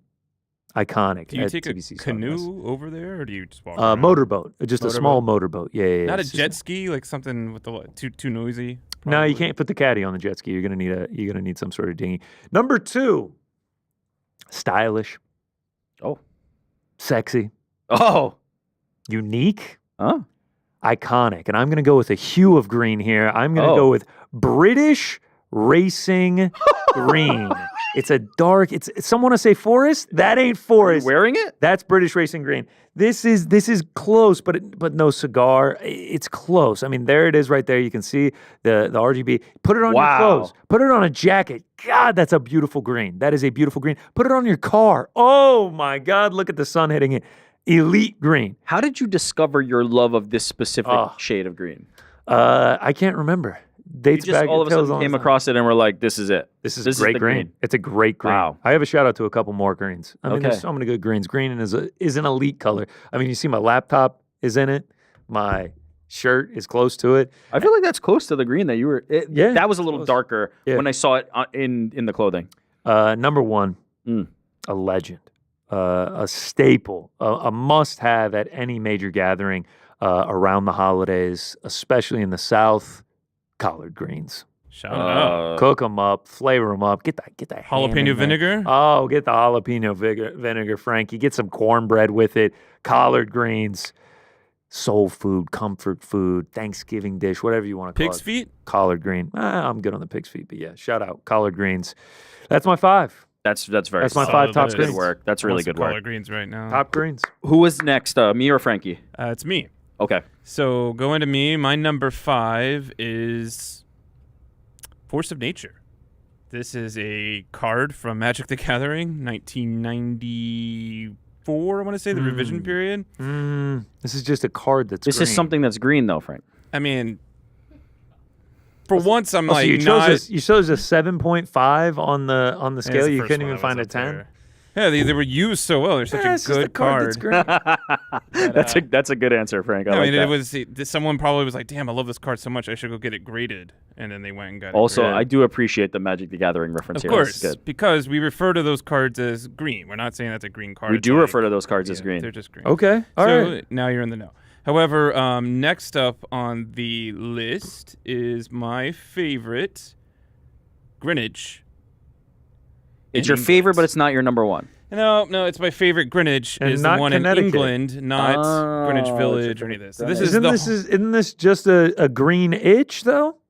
No, it means like a hill that is green. Okay. And I've walked up this Hill's hill. It's fun. It's really steep. And then right at the top of it Not is an something- observatory. I can feel Connor's blood boiling I mean, already. Is his I hate blood green. green? If we cut him, would he bleed green? It might be at this point. It This might is- be that British racing green. There's the Greenwich Observatory is there. This is actually the home of the prime meridian. Earlier we were talking about Ecuador and equator. So this is the dividing line vertically. And this is what we refer to GMT is actually the Greenwich Mean Time. Like how Get far out. away All are we right. from Shout out. We're So learning. this woman We're on that learning. picture was standing in between the two areas of the prime Wow. meridian. Oh, shout out. Yeah, I was wondering what this was. I was like, what is this? All right. Greenwich. The facts are pretty good so Shout far. Shout out to Greenwich. Shout out to Greenwich, Connecticut. Too. All right. Coming in at number, I don't even know where we are anymore. Three. Number 3, we've got Hunter Green.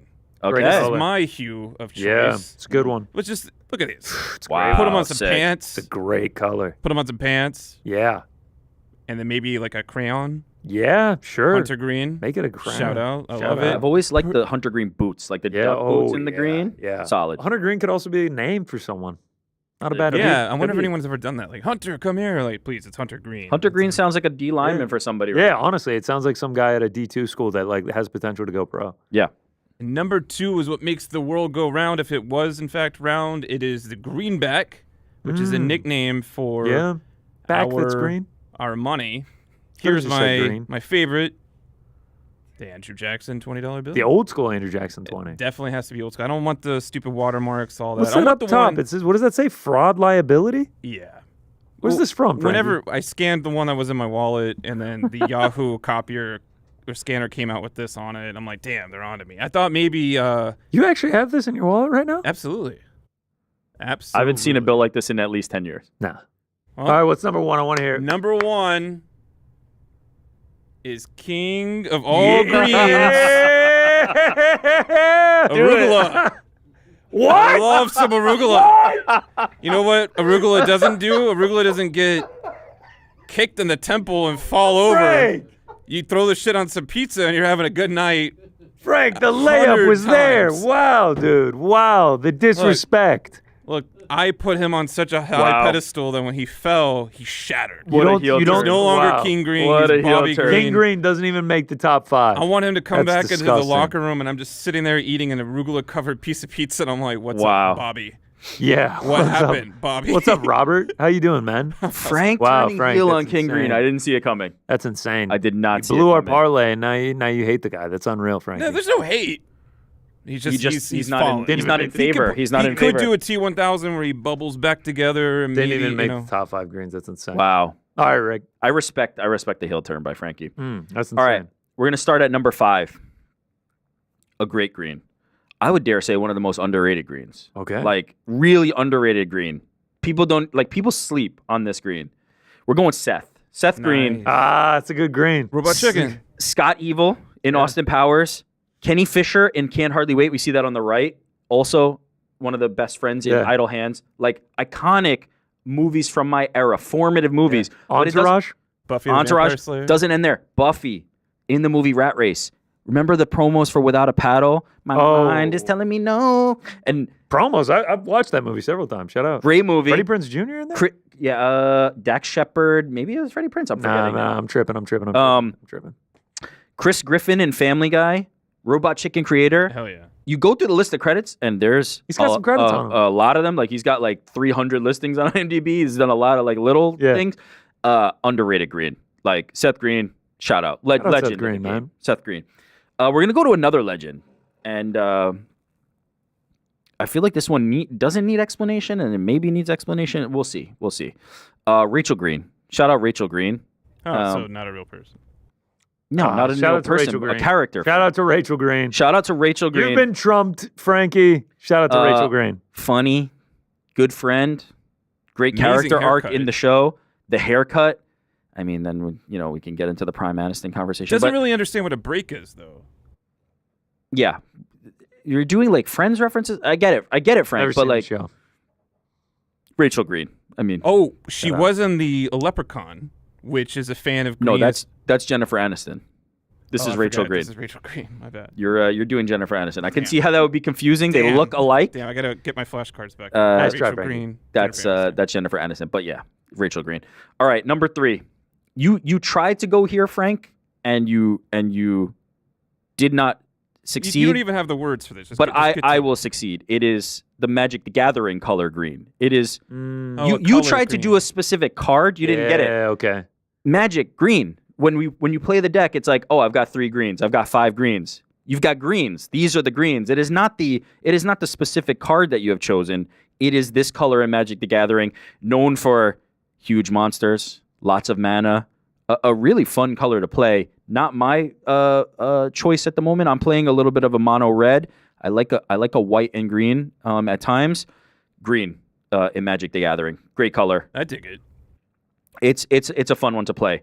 Number 2, I also had money. I didn't try to do anything slick with like greenbacks. Like people call it green. If you got some green, you got some bread, you got some money. I mean, great picture selection by Jordan, but I knew exactly where we wanted to go with this one.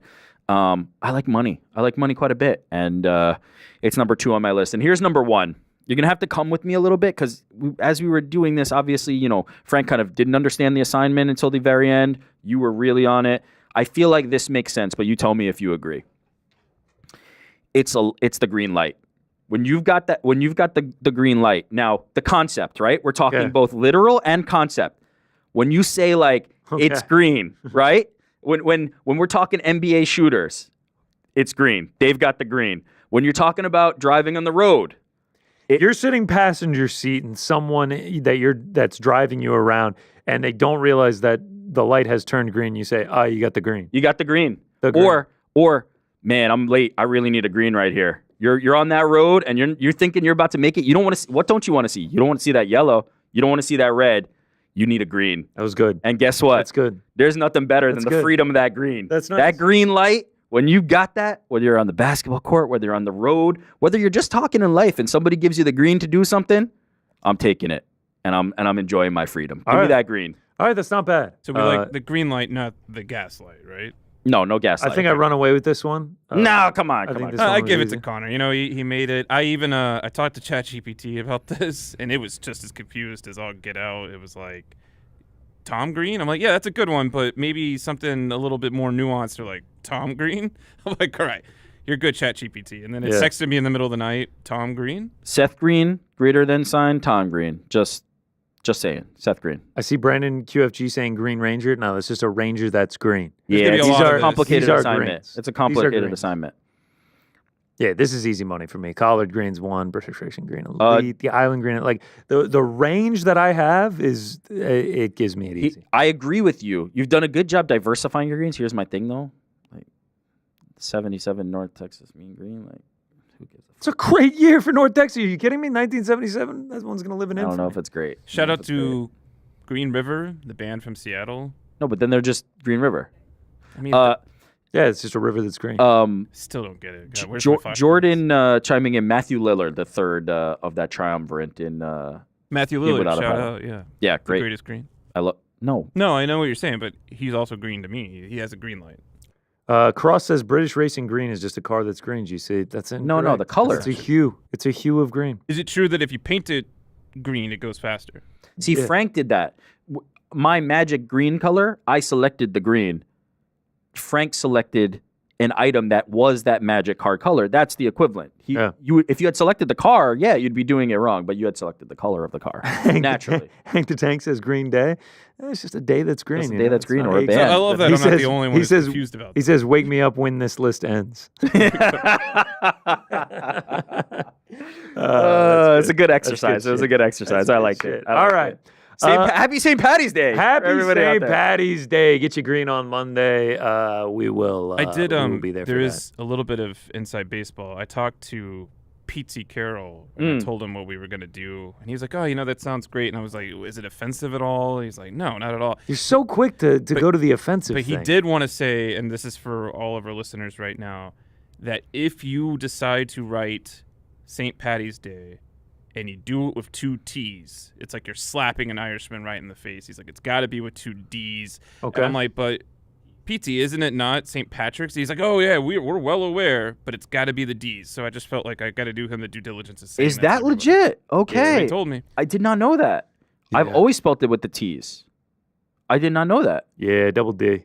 Well, Double because D. Patrick, and I just, it was a T. Yeah. I will never disrespect the Irish again. Thank you to PT and you for relaying that message. St. Patty's with the D's. Cross says Rachel Green is just a character whose last name is Green. Right. Yeah, she's that's- a Green. she's a Cross green. those balls. She's a Green. That's the point. He understood. Yeah. Yes. Luigi. No, he did it. No, he's just a guy that wears green. He's not a green. Sour apple? No. Just that's No, just a sour flavor. apple could be a color though. There is a huge you Okay, could yeah, you yeah, could all select right. the paint color of sour apple green. Chat, I'm there with I think you, this is Chad. actually our This best work. is- This is our best work. It's noun versus adjective. You see what I'm saying? Someone said green goblin yesterday in the control room. No, it's just, That's a that's just goblin a green. that's That's a green. goblin that's green.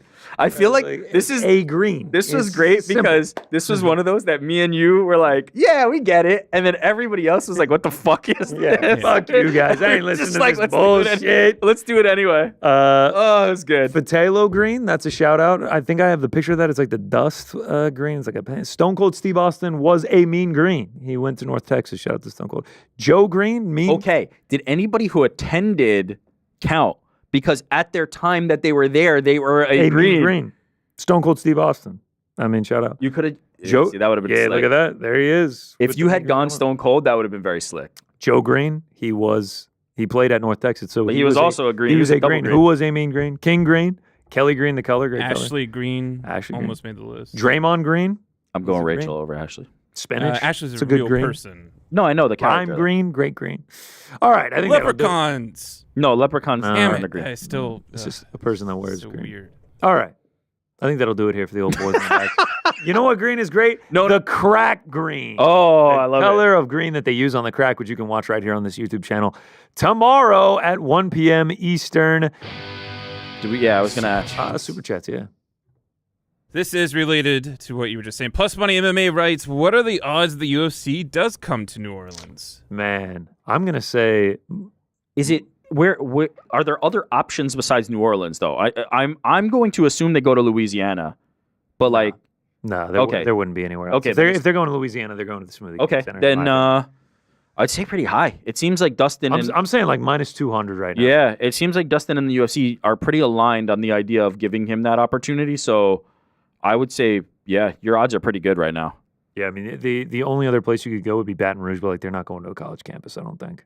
Then that solves that. If it's only New Orleans, then it'll be New Orleans. But I'm fairly certain they'll go to Louisiana no matter what.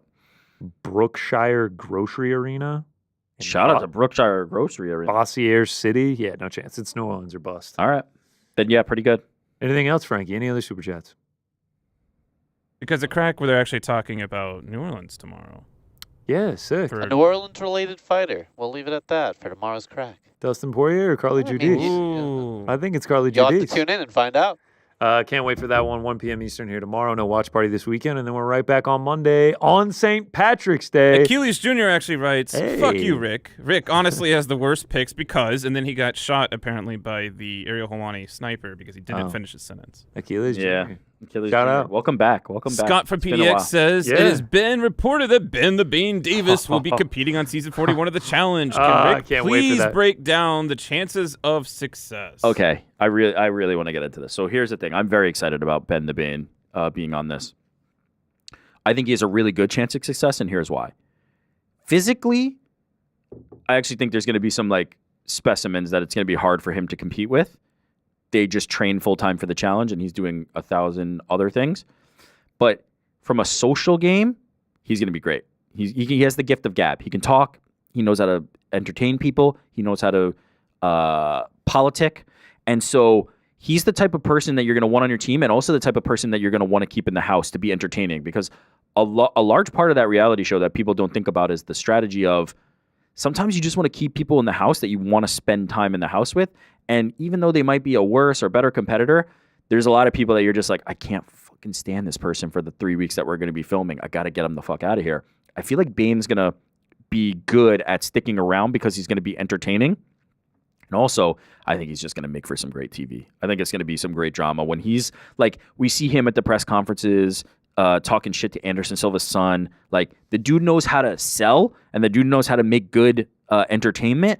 I think he's going to be fantastic for the show. I'm interested to see how far he goes, whether he can kind of politic his way to it. Maybe there's some challenges that he does really, really well in. But there are also going to be some dudes that are on like their 5th cycle of juice who could just like bench press him, that it's going to be hard to compete with physically. I've never watched an episode of The Challenge. I can't wait. I'm going to But watch it's gonna every be sick. episode until Ben is eliminated or until he wins. Until he wins. I love his chances. I think he's going to do really well, and I'm excited about it. Mick Muay Thai sent in a super chat and wrote nothing. But we appreciate It's a the tip. we appreciate the $2. He actually then said, "I paid for a super chat and didn't write anything. I'm a noob.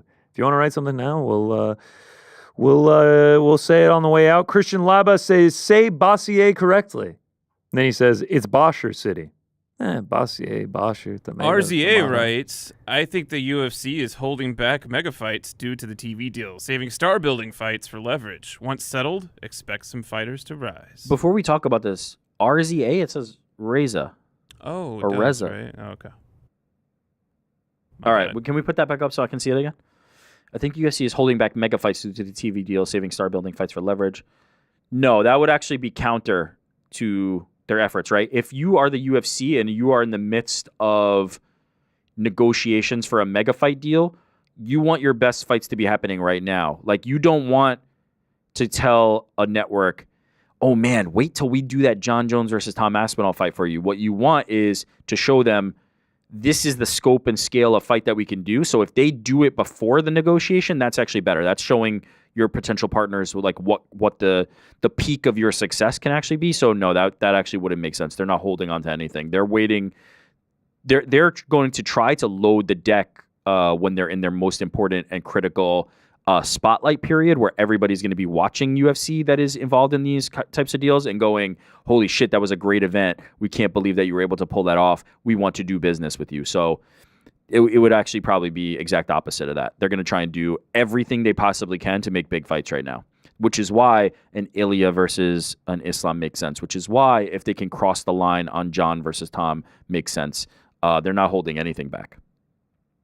McMuay Thai asked you if you watched any reality TV show other than The Challenge. No, just the challenge.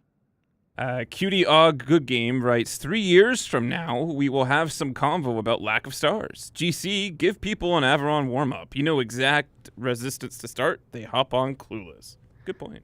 You know exact resistance to start. They hop on. He's Clueless. saying, like, let the person who's challenging you have like a warm-up run because you're jumping on.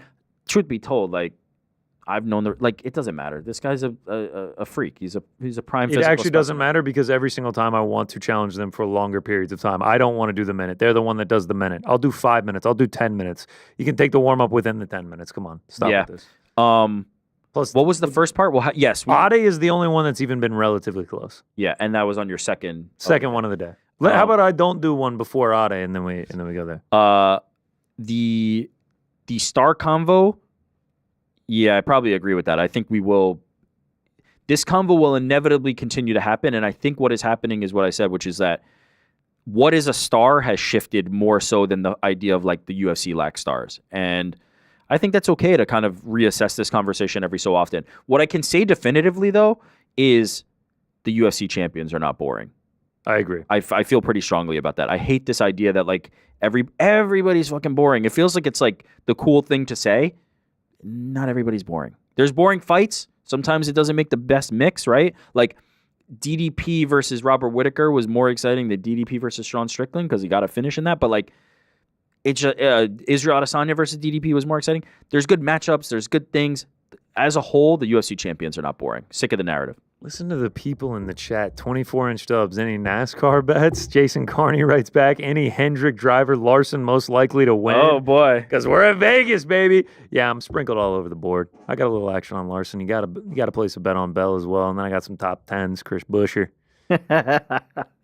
JC tops us off with Dana admitting Jones versus Aspinall for International Fight Week. Who was most likely to headline Abu Dhabi? Islam versus Taporia, DDP versus Hamza, or Pereira versus Ankh? Put that DDP versus Hamza right in the driver's seat. I think it's DDP versus Hamza or the Ankalaev Pereira rematch. I feel like that would make the most sense. Both guys get to take some time off and get back at it. I mean, Ankalaev was on social media pushing hard to fight in Abu Dhabi. Does anybody actually know where Hamza could fight and when? Like, I still we continue to talk about this part of the conversation and we continue to bring it up, but like I don't think anybody has been able to definitively pin down or state like, could Hamza fight tomorrow in the United States? Does he have to fight in the Middle East? Like, I don't have any clarity on this situation, and I feel like there's not much out there.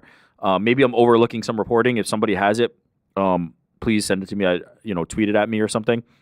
But I really don't have any clarity, so I'm just operating under the assumption of like, yep, in the Middle East, Abu Dhabi, let's sign up Hamza. Let's just do that. So that would be my thought at the moment. Yeah. And it's a sick fight. Oh, sick fight. Anything else, Frankie? That was it. That's it. All right. Ryan Walsh says, just make sure y'all get St. John's spread tomorrow. All right. We'll do. All right. That'll do it here for the old boys in the bag. Make sure you watch The Crack tomorrow at 1 p.m. Eastern. Thanks so much for joining us. And the Ariel Helwani Show on St. Patrick's Day Monday. We'll see you then. We are out of here.